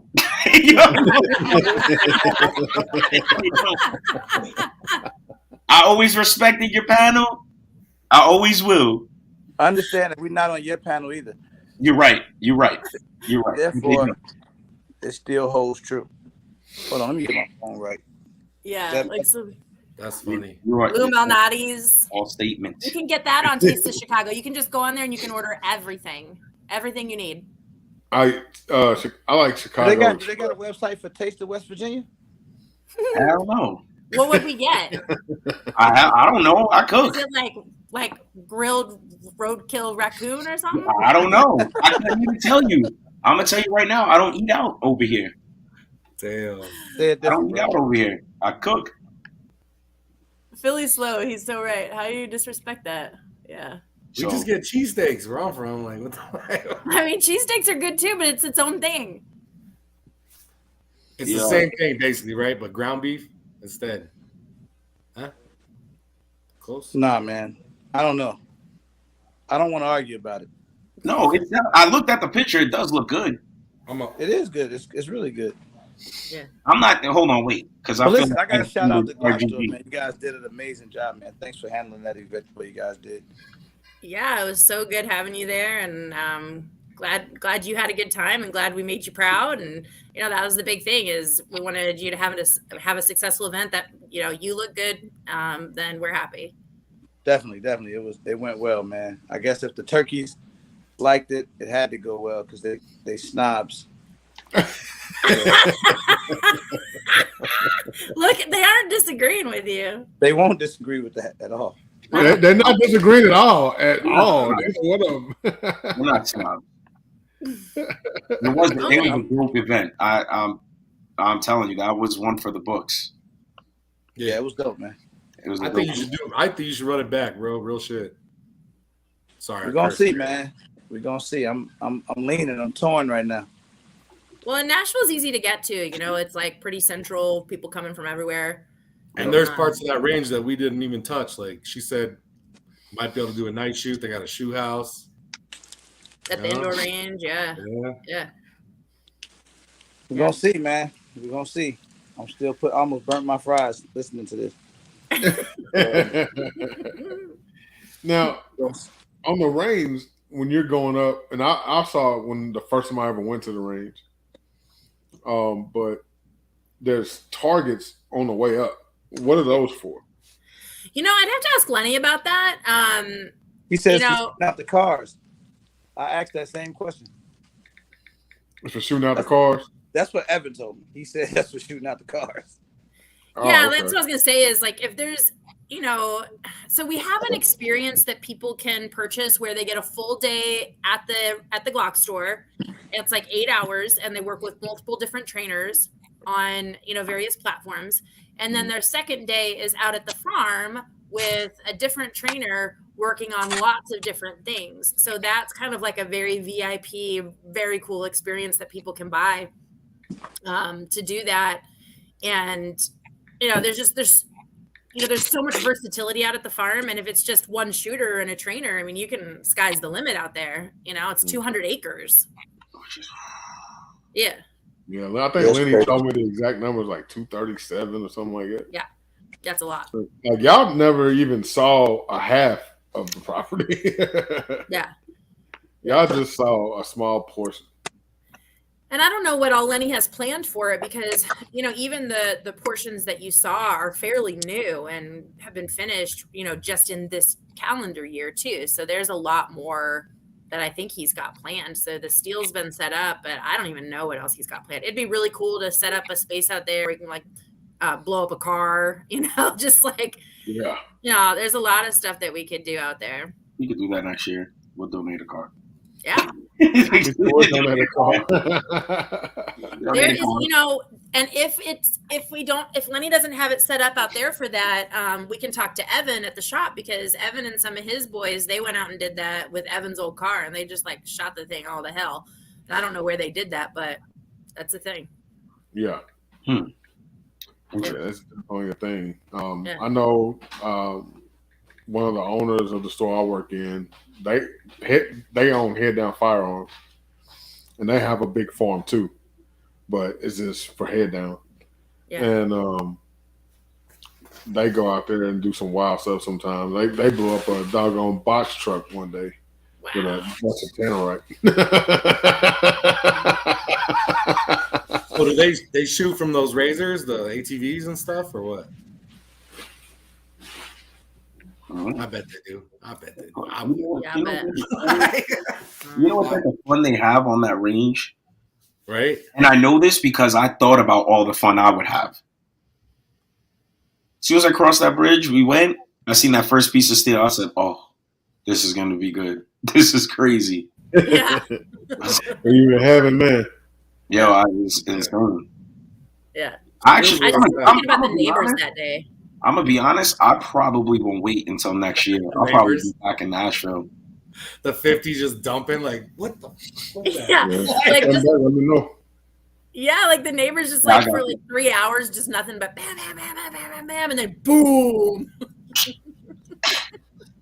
It's like, what the fuck is that, a howitzer? What? I mean, I look left, I look right, I looked at the RSO. I said, Yeah, you know what I'm would be dumping this. Barrett. Never know I'm dumping this, and no one's stopping me right now. It's great. I was out the range. I was like, yes. I didn't even know who it was, but I was just like, this is awesome. Yeah, it's insane. But you know, Barrett is headquartered just outside Nashville. So maybe what RGG needs to do is work something out with Barrett to go out there and get like a tour or get those guys to come out with some fun toys. I'm just saying. I can actually get in touch with those guys. A lot of the guys that I work with came from Barrett. All right, I'll be there in August. Yeah, Barrett. I'm coming back in August. Yeah, Barrett is in Murfreesboro, where I live at, right Yeah. outside of Nashville. Yes. Yeah, they're right there. Yeah. Mm-hmm. They actually own one of our competing stores right down the street, down the interstate from us. Oh, really? Yeah. That's wild. That's insane. Yeah, Outpost Armory. That's Barrett's. Oh, is it? I thought that. Yeah. Okay, I thought they had partnered up with like the armory ranges. It didn't go through. Oh, okay. Well, because then the armory sold. So okay. Yeah. So Okay. He just did that. I gotta go. He just did that. All right, bro. Thank you. Turkey's up, bro. You shoots, you were awesome. It's good to see ya. Turkey gang. So silly. That guy's crazy. Yeah, well, that's silly. That's insane. Well, I hate to do it too. I'm gonna probably need to wrap it up here. We're trying to get packed up and on the road as soon as we're done here, and the kids all have their teeth brushed. Yeah. Well, like I said, these guys, man, they definitely want to, shout out, I love give you a it. shout out and say what's up. You know what I'm saying? And so I've been planning this ever since we first set everything up. They're like, we could come on or whatever. I'm like, yeah, gotcha. Oh, that's so cool. I love that. Yeah, you guys were so awesome. I'd love to see you guys again. Shout out to the dude Derek, who was there. He was Derek? on the property. Derek. Oh, he takes care of the farm. Yeah. Yeah. Oh, is that his name? Derek. Yeah. The one that drives the truck? Okay. He's definitely a cool dude. Yeah, he works hard. He did a lot. He was like, Yeah, he was telling me. yeah, He jumped was in. hard. Oh, God. And When you they know, saw Lenny, I don't know if Derek does it, but like Lenny saves all that brass too. They have to pick it up by hand. Oh, my. Yeah, that's what Lenny he was saying he was going to put tarps down so they could shoot on the tarps. I guess somebody forgot the tarps. Bad. I mean, they pick out that brass up. You didn't do that. You didn't notice there was no brass on the ground when you got there? Yeah, but I didn't know anybody like Well, bro, but, okay, the turkeys collectively dumped like 2,000 plus rounds. Oh, it was way more than 2,000 rounds. Like we Way came more. with a lot of ammo, and when we packed up, we're like, "Damn, shit's light." Yeah, it was a lot. I was curious how many rounds you guys went through. It was a lot, but I mean, that's a choice. And honestly, like, yeah, there was no brass out there when we got there, but also, you guys being out there that's the most firepower and the most rounds that have been sent, at a time out there. So They're still picking up brass. eh. There's no way that That's insane. I feel so bad. I was like, maybe like a shop vac. Yo, something. That's Yeah. cool. That's a lot of brass. Yeah, see, so Total Glock Boy asked about $3 a pound for the brass. He's like, yeah, there's a couple $100 worth of brass out here. So it's like, it's worth it. I guess. I'd be like, hey kids, go pick up the brass. Now, That's I cool. know y'all had some pretty good sized groups, and I keep hearing that this was the biggest event y'all have done to date. Yeah. Did this set a bar? Did RGG just set a bar for the Glock store as far as events? As far as size goes, absolutely. I mean, it was such a unique event. And I've only been with the Glock officially with the Glock store since January. So, but we're having our 1 year anniversary on June 11th, but we're having a big open house next Saturday. That's going to be at the store. And the farm. Yeah, come on out. I'd love to see you. As far as the farm goes, the farm has just gotten set up. So you guys kind of, broke that in. We've had a couple of little things going on out there, but it was sort of like the christening of the range out there. I would say with this event. So there was another small group 2 weekends prior to the meetup, but that was like, it wasn't all gun people. People got to shoot, but it was like a good mix of people, and they had like a sit down dinner, and it was a different thing. So this being like specifically like a gun meetup, like it definitely sets the bar. Yeah, I think Lenny had them build a platform on the hill specifically for the event. Oh, did he? Well, I know that they've been here. Come on, you'll recognize this guy here. Is that Carlos? Here. Yes, Carlos. What's up, little dude? Yo. How you doing, brother? How's everything? What's up, man? Good, man. I'm good. How you feeling? Man, I just ate like my freaking weight in seafood, so You took the kids to an all-you-could-eat seafood buffet. Nice. Yeah. Look, Nice. I remember him too. Look. Yeah. There he is. Look. Yeah, man. It was great meeting both of y'all. Oh, wait. Hold up. You got a little one. How you doing, little one? Hi. So this is Piper. This little one right here, about a year ago? I was sitting in my office working, and she's at the dining room table, had a friend spending the night. And I, you don't always like hear the conversations that are going on, but then all of a sudden I just heard her say, well, what's your favorite, the Glock 43X or the Ruger 22? And I was like, come here real quick. Come here.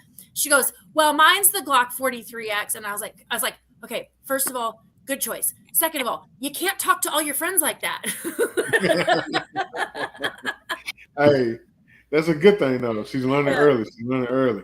Yeah. And then my older one, she's 14, and she'll be texting me from school. Mom, can we go shooting when I get home from school? Like, maybe, but she's lefty. She shoots all the things. But we take them for turkey shoots and all kinds of stuff. Which one of y'all shoots the best? I'm curious. Which one of y'all's the top gun of the house? I mean, we just have totally different styles. So, like he was in the Army, and then he was a police officer and on SWAT. So, like, we just have very different styles. He's like he can like go through any platform you've got like in his sleep. Dynamic.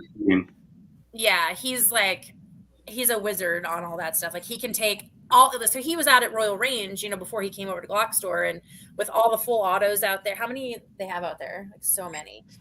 Hundreds. So, and he knows how to take like all of them apart and like do all the stuff with them, which I'm worthless. But yeah, I'm not gonna knock him for being a police officer, but I've seen that some of the worst shooters that come on my range are police officers. Oh yeah, no, it's true. It's true because man, well, tell them about when we did our instructor cert together. And he got really mad, and he Pause for a second. I thought it was me. His target and ran away.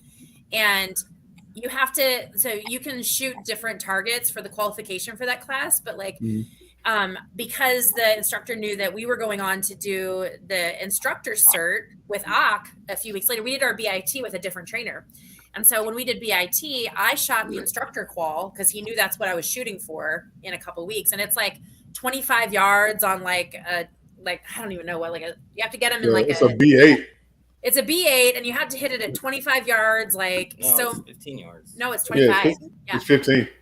No, it's 15 yards. Is it? I thought it was 25. Well, I'd been practicing at 25 yards.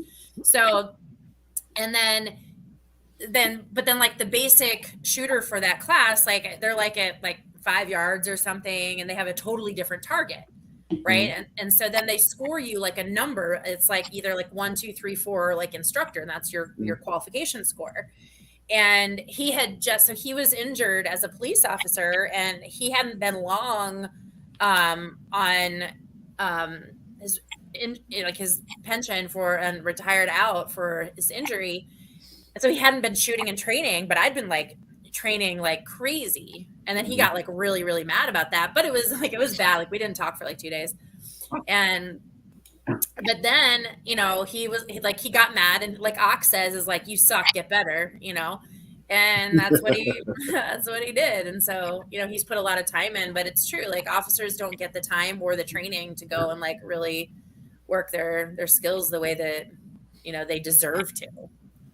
So do you teach the same way Ock does? Ock's kind of aggressive.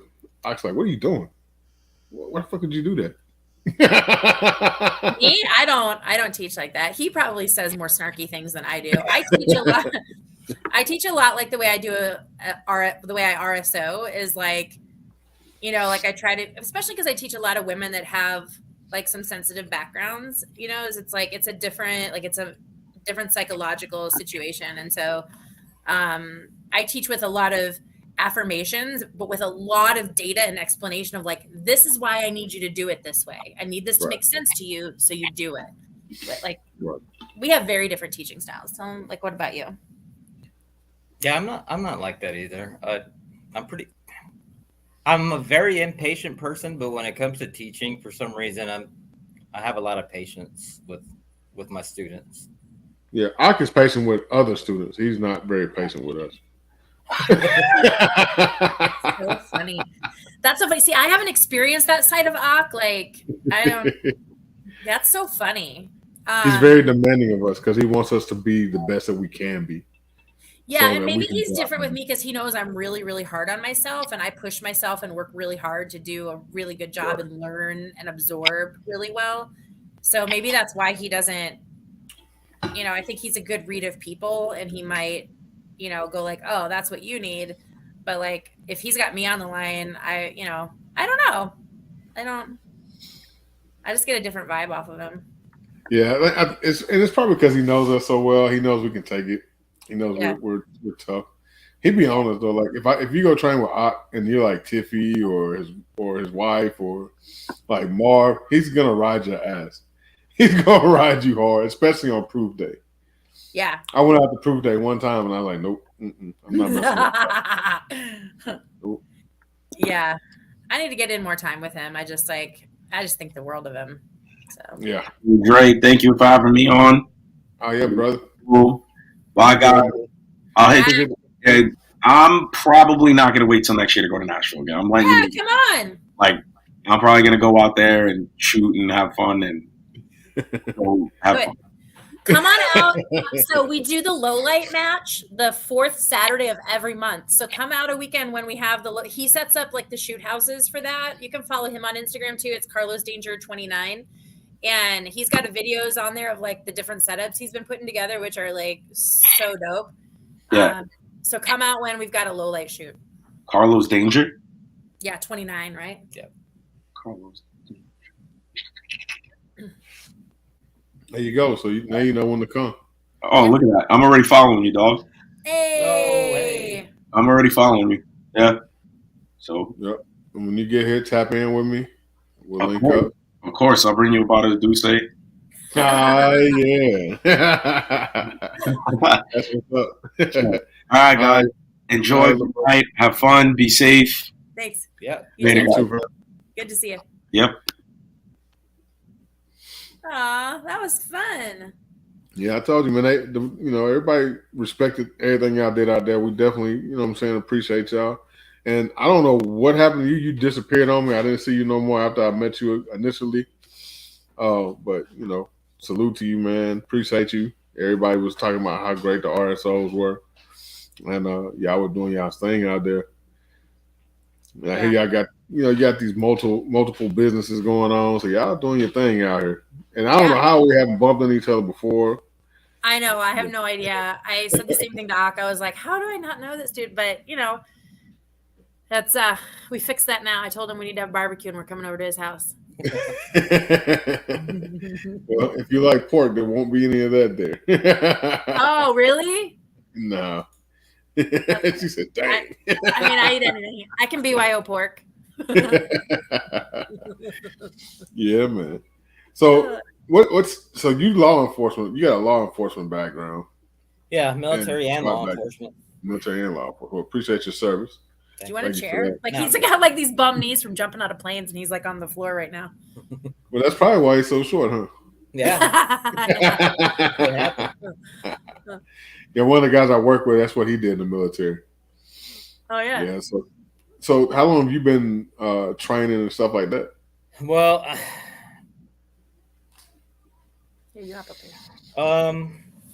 I didn't really start training seriously until what was it?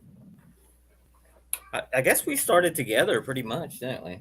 I mean, Yeah, I've been doing my military and police stuff for over 20 years, but I didn't get into the instructor stuff until she did. Okay. So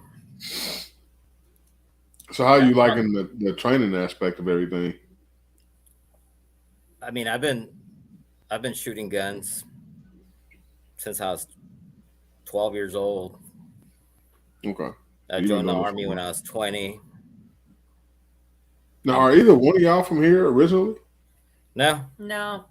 I'm from Arizona. Joined the Army when I was 20, and I was stationed up here in North Carolina, and then I went to Fort Campbell, and I got out at Fort Campbell and went to work for Metro.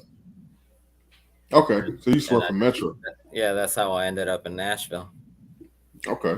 So yeah, December 2018, I got hurt, and I had to take a medical retirement. So, I mean that pension, not enough money, so I had to find something else to do. Right. And this seemed like the perfect thing to get into. Got you. And so for y'all that don't know, this is Carlos. He's one of the other RSOs that was at the meetup as well. And that's also Christian's boo thing, as you can see. So how long y'all been together?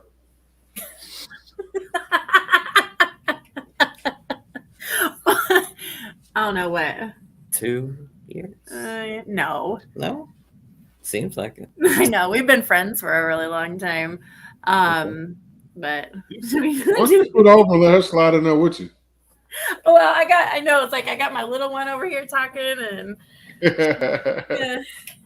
yeah. All right. So do y'all do like couples classes and stuff like that?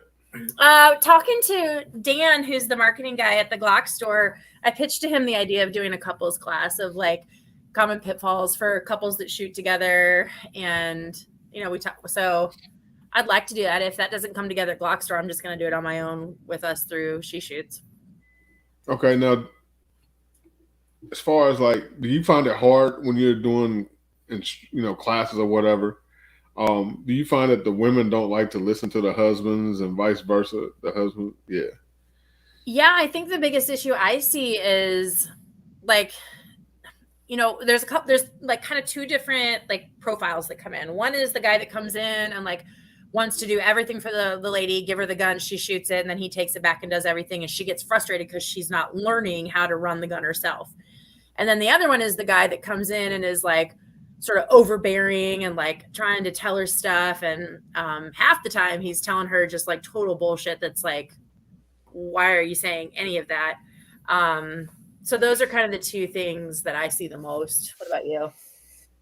Yeah, a lot of the times the husbands just make it harder for the wives, I think, because I don't know, they just seem to make it harder for them to learn, trying to tell them, the wrong way to do things. Right. Yeah, or the woman feels like she can't make a mistake, or that he's not patient with her because it just, she's trying to like understand like the why and how it works, and he's just like, just do this. She's like, well, why? Right. How? It's just like, it gets to be kind of a lot, but Gotcha. Well, it's definitely been fun talking. I know y'all got to hit the road, yeah. and I see it's getting dark on y'all. Yeah, no, it's 10:00 here now. Yeah. So, like, do y'all have anything y'all want to shout out, social media wise, websites, dates of events, anything that you all want to put out there for people? I think for me, it's if anybody wants to bring a lady trainer in where you don't have one, I'm always down for traveling and coming and bringing classes. Anyone who wants to come to Nashville to work with either of us, you can hit us up at the Glock store or through She Shoots. Either one of those is totally fine. That's kind of it. I'm mostly we're both mostly doing private instruction. I do classes on request. All the classes that I offer are on my website. And then the Glock store's got a lot going on too. So there's just like, we're really easy to find. Yeah. And the Glock store, they do have a lot of stuff to offer out there. Now, if people can't get to the Glock store, they can come to your IG, correct? Yeah. Now, do y'all have a YouTube channel? No, I had a podcast for a good long while prior to having this business. But I have too many things going on, and like, even with my travel business, like I'm turning clients away. So I'm just like, I'm just busy on the grind and not, I'm barely making it, pushing out little posts here and there. So Gotcha. Yeah, I hate being on camera. So YouTube wouldn't work for me. You was on camera a lot this weekend, brother. Yeah. I'm sure there's a ton of pictures of you floating around, videos, and all kind of stuff. Yeah. I think, matter of fact, no, I hadn't fired up the camera yet when we first met. But I did get a clip of you, Kristen. We had already done everything, all the briefs and all that stuff. And y'all had called Hot Range. And I told Scotty 2T, my camera guy, I said, hey, why don't you run down there and get some footage of them shooting?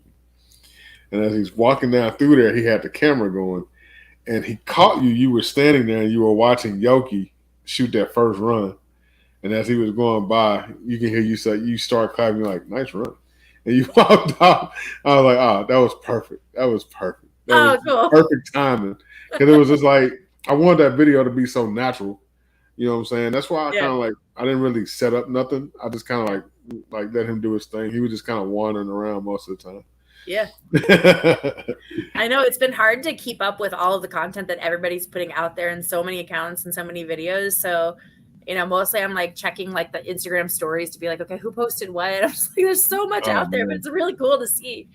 If you go on YouTube and search a regular meetup, Jesus. Okay. Oh, okay. All right. So much stuff out there. I've dropped 2 videos already myself and got a third one in the oven cooking. Wow. Yeah. Okay. And so there's so much stuff out there on YouTube. So much. Yeah. And I know. Yeah, I'm gonna try to catch up. Oh yeah, and if anybody that's recording anything around the turkey's table, you're there. You're gonna be in the video. Yeah. And I don't know. You must have been up top, right? Were you up top? Or where were you at? Because I didn't remember seeing you after I met you that morning. No, I was there in the main area. He was in the middle with where it was originally set up to be carbine, but then we had all those like 3 tables there in that middle section. That's where he was. Gotcha. Yeah. Okay. Yeah. Okay. I'm so short though. You probably. Yeah, because I was like, I don't remember seeing you, and I never did. I think the only time I saw Lenny Jr. was when we were doing a brief, and then he went up top. Yeah, because he went up top. Yeah. Yeah, he went up top. I saw Nate regularly. Him and Quentin. I saw them a bunch. Yeah, they were getting content too, and so like, yeah, he was in the middle yelling at people. He doesn't yell. He doesn't really yell that much. I'd be more likely to yell. That's funny. Lenny Jr. Yeah, he was up top. That was kind of the plan because to get up there, we have to close off that road when the range up there is hot, and so then he was kind of running the side-by-side up there and back. But that was kind of the plan, was for him to run the range up there, and then, you know, I was just going to kind of run point down at the main area. Right. Now, I would say Quentin and Nate, those are my dudes. Them are my partners right there. Yeah. So anytime I go in there, as soon as I walk in the door, that's the first thing I say, where's Quentin and Nate? Yeah. Yeah, those are my guys right there. We have such a good crew at the shop, really. Like, we really do. I love everybody there. And I say that too, is like, I'm the only chick that works there. You know, we have some in like the office and in customer service, like on the phones, like the CSRs for the online store for customer support. But in retail on the range, I'm the only girl in there. And, you know, people ask me a lot of questions like, how is that? Whatever. But it's like, everybody's so good and they have my back. There are sometimes, because of our private shoot rooms, there are people that come in that want to shoot, and my spidey sense just starts going, not this one for me. And, you know, everybody's like, and it's not that I can't take care of myself, but it's also like, why put myself in a situation where I have to do something when I could just be like, hey, somebody else take this. So everybody there is really cool about, you know, looking out for each other, but like looking out for me, which I appreciate as a female. Yeah. Females, y'all get the raw end of the deal a lot of times. So, but I think y'all make some of the best instructors because y'all kind of take the time and you're more patient. Guys, we're kind of impatient. We're kind of like, look, I done told you what to do. Just do it. Yeah. Yeah, there's different styles. You know, we didn't really talk about this, but like prior to me doing this, like I've spent most of my career in adult learning and in training. So, really? Yeah. So, like, were you a college professor or something? No, I actually, so I've had a million lifetimes, but I was in corporate training, in leadership development training. And then when I left corporate, I actually had a fitness business for about 5 years, and I was training celebrities in Hollywood. And I had a certification program for trainers, a fitness training program, and I certified trainers, a train the trainer kind of deal. And, you know, that's just been something that I've always really loved, is adult learning. And so, you know, when 2020 hit and my travel business became basically, you know, a dry creek bed, you know, it was a very natural transition for me to just teach firearms. Like, guns were a thing for me. Teaching was a thing for me. It was just a very natural sort of like thing that came about. I can definitely see you doing the fitness thing, because when I first met you, you walked up and I was like, dude, she kind of swole. I was like, she might beat him up. That's so funny. Like, ever since 2020, and I homeschooled my kids that year, and just like so much stuff has been going on. Yeah. It's like, it's funny. I appreciate you saying that, because that's not how I feel right now. I feel like I'm eating too many milkshakes. Look. Because I am. Well, man, it's been a pleasure, man. I would love to have y'all back on. Anytime. Yeah, absolutely. And we should get up and link up, you know what I'm saying? And yeah, because Queen, she's wanting to do some training. Yeah. So I might have to send her your way. Let's do it. And do her anytime. thing. Yeah, we need to come down your way and see you too. Yeah, come check it out, man. Our range is not as fancy as y'all's. So don't be laughing at our range. Y'all bucks. It's no judgment. It's no judgment. But yeah, we definitely come through and holler at y'all. I'm gonna bring her up there because I think she would love the shoot house thing. I think that would be something she'd definitely be interested in. It's different every month. I change it up. I do a different. So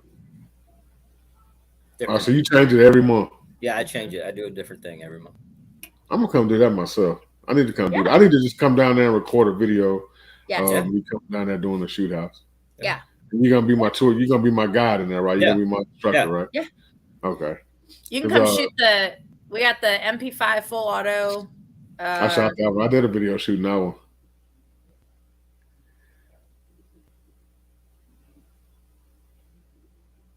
Oh yeah, you did. Okay, you did.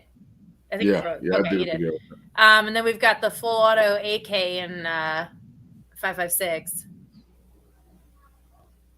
If anything, I'm gonna run with the MP5. Yeah, I mean, duh. Yeah. It's a Cadillac of machine guns. Man, that thing is stupid, man. It It's is. like I went in. That was the first. Well, technically, it was the second because I shot the Sting gun first. But that MP5 is stupid because it's like, oh, okay, there's a target, and it doesn't really move. No. It doesn't move. It's like it's just there. Your groups are crazy with that thing. Mm-hmm. Yeah, And it's so fun. yeah, I'm definitely gonna run it with that. I got to. I can't. Yeah. Yeah. And so when we're gonna do this, man, we're gonna have to set a date. So I'm gonna hit you up on IG. We're gonna set a date. We're gonna get this thing done. I'm gonna bring Queen with me because she needs to do some training too. I love it. Let's do it.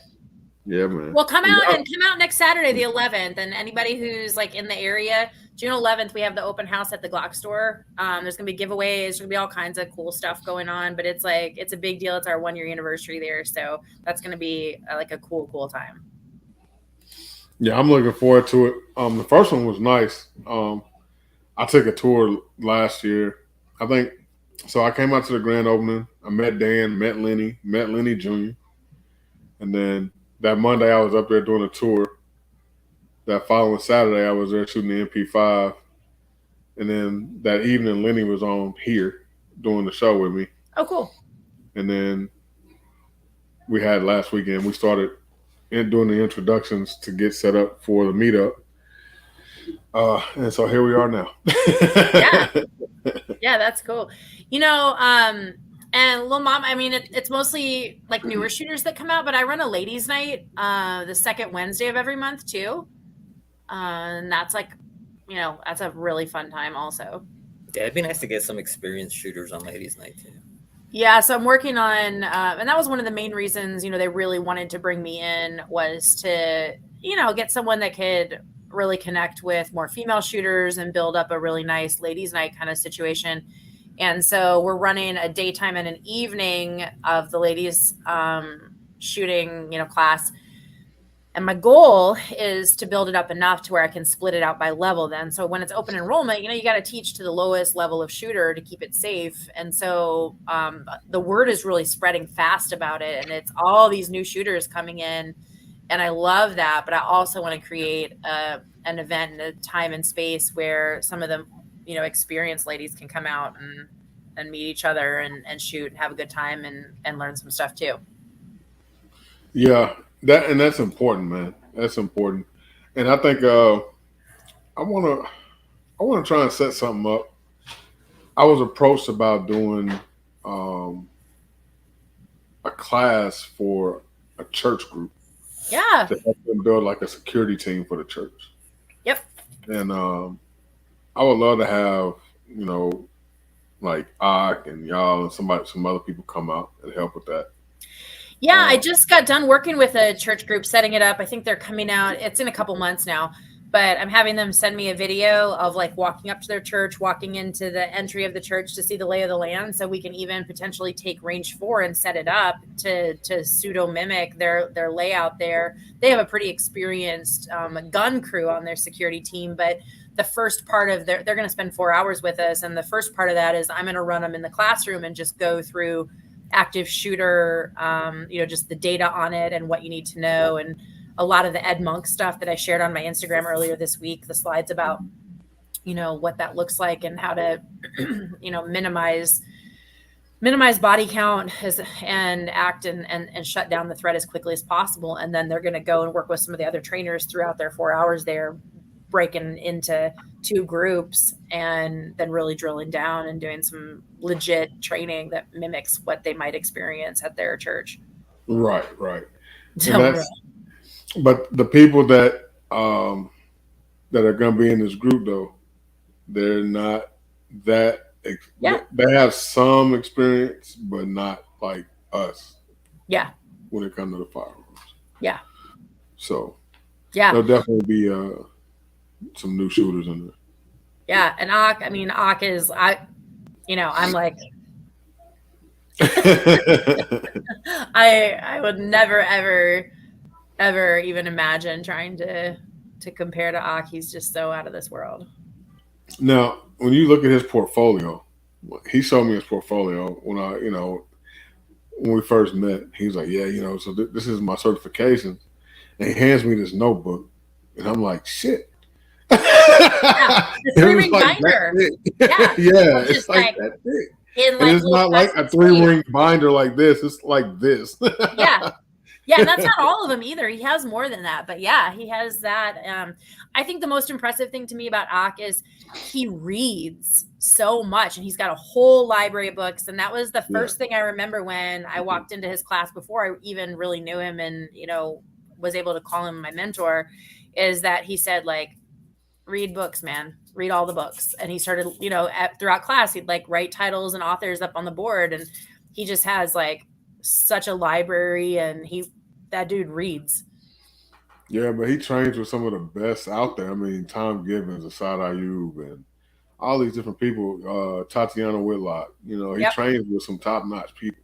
Yeah, and thanks to him, I got inspired to join in with that family.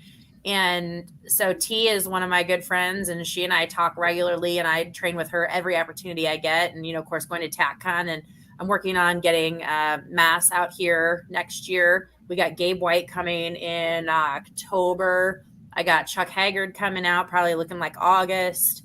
And then who's the other one we're working on? Oh, we've got a TECC through more of a local guy but really just like the best at it, that's coming up in October also. But so many of that Rangemaster crew, I'm so grateful that I got introduced to them through Ak and then through TACCon, of course. And so I'm working on bringing a lot of those people to the Glock store too. So keep your eyes out for that. But we're working on getting Mass out here next year, and then got G.R.A.V.I.T.E.E coming this fall.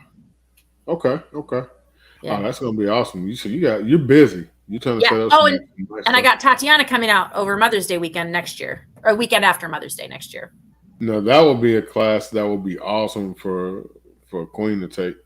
Yeah, I hear nothing but good things about her class.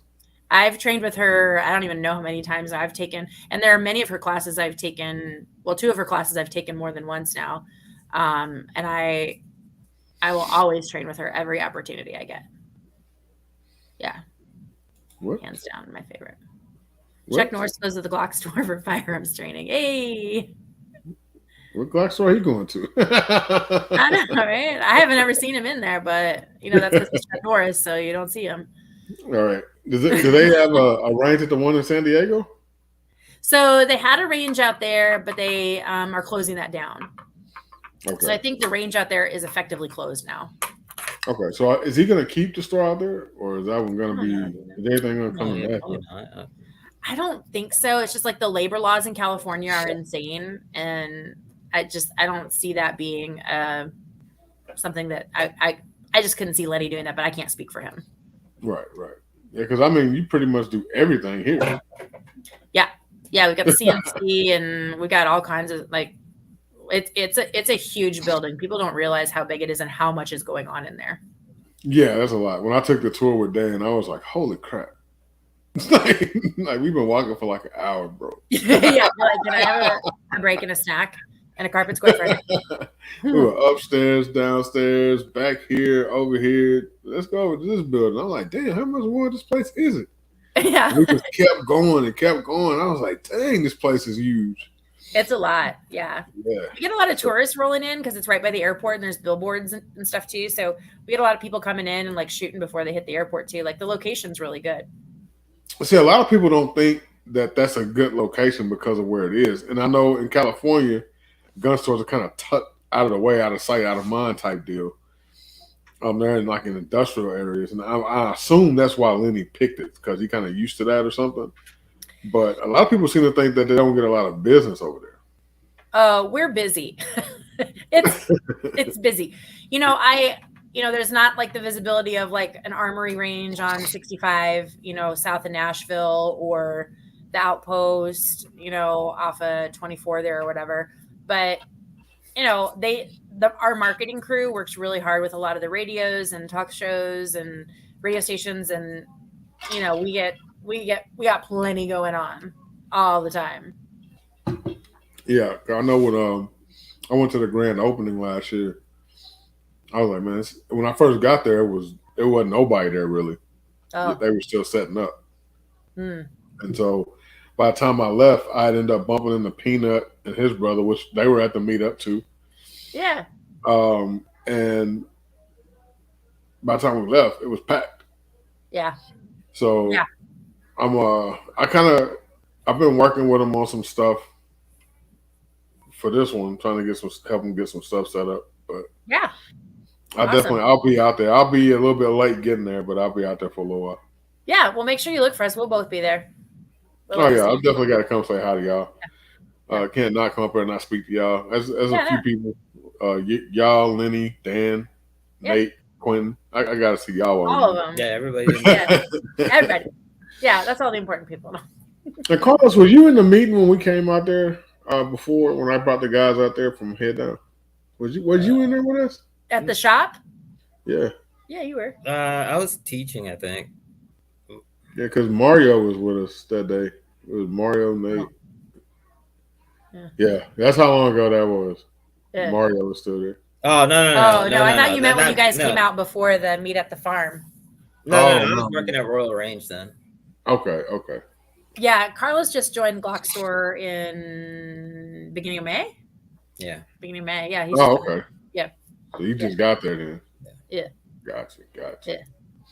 Awesome. All right, I for sure have to go for real this time because I got kids that are giving me the evil eye. Yeah, for sure. Yeah. Y'all go ahead and do your thing and travel safe. I know y'all gonna be heading back. It was nice meeting the little one back there. Good chopping it up with you guys. I'm gonna be following you tonight, my man, and get locked in with you. Sir. Yeah, y'all check out the footage, man. All y'all are in there somewhere. Yeah, that's cool. Yeah, we got 10 hours of driving coming up. We'll watch all of it. All right, man. Well, y'all have a good night, man. It was good seeing y'all again. Thanks, you too. All right. Bye, Jay.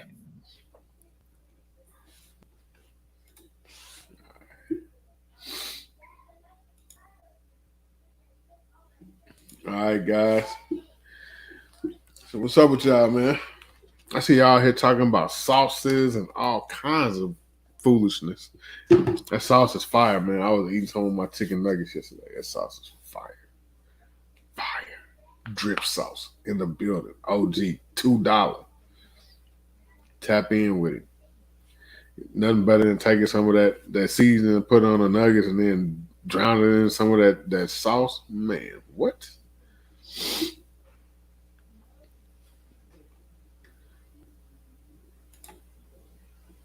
Thanks for y'all help with the meetup. Yeah, man. They was definitely helpful at the meetup, man. Definitely. Is who Omega? Me? Nah, ain't no Omega. I am not a Q dog, sir. I am a square. I am a Mason. Man, appreciate you, Philly Slope. What's up, Real Deal? Real Deal in the building.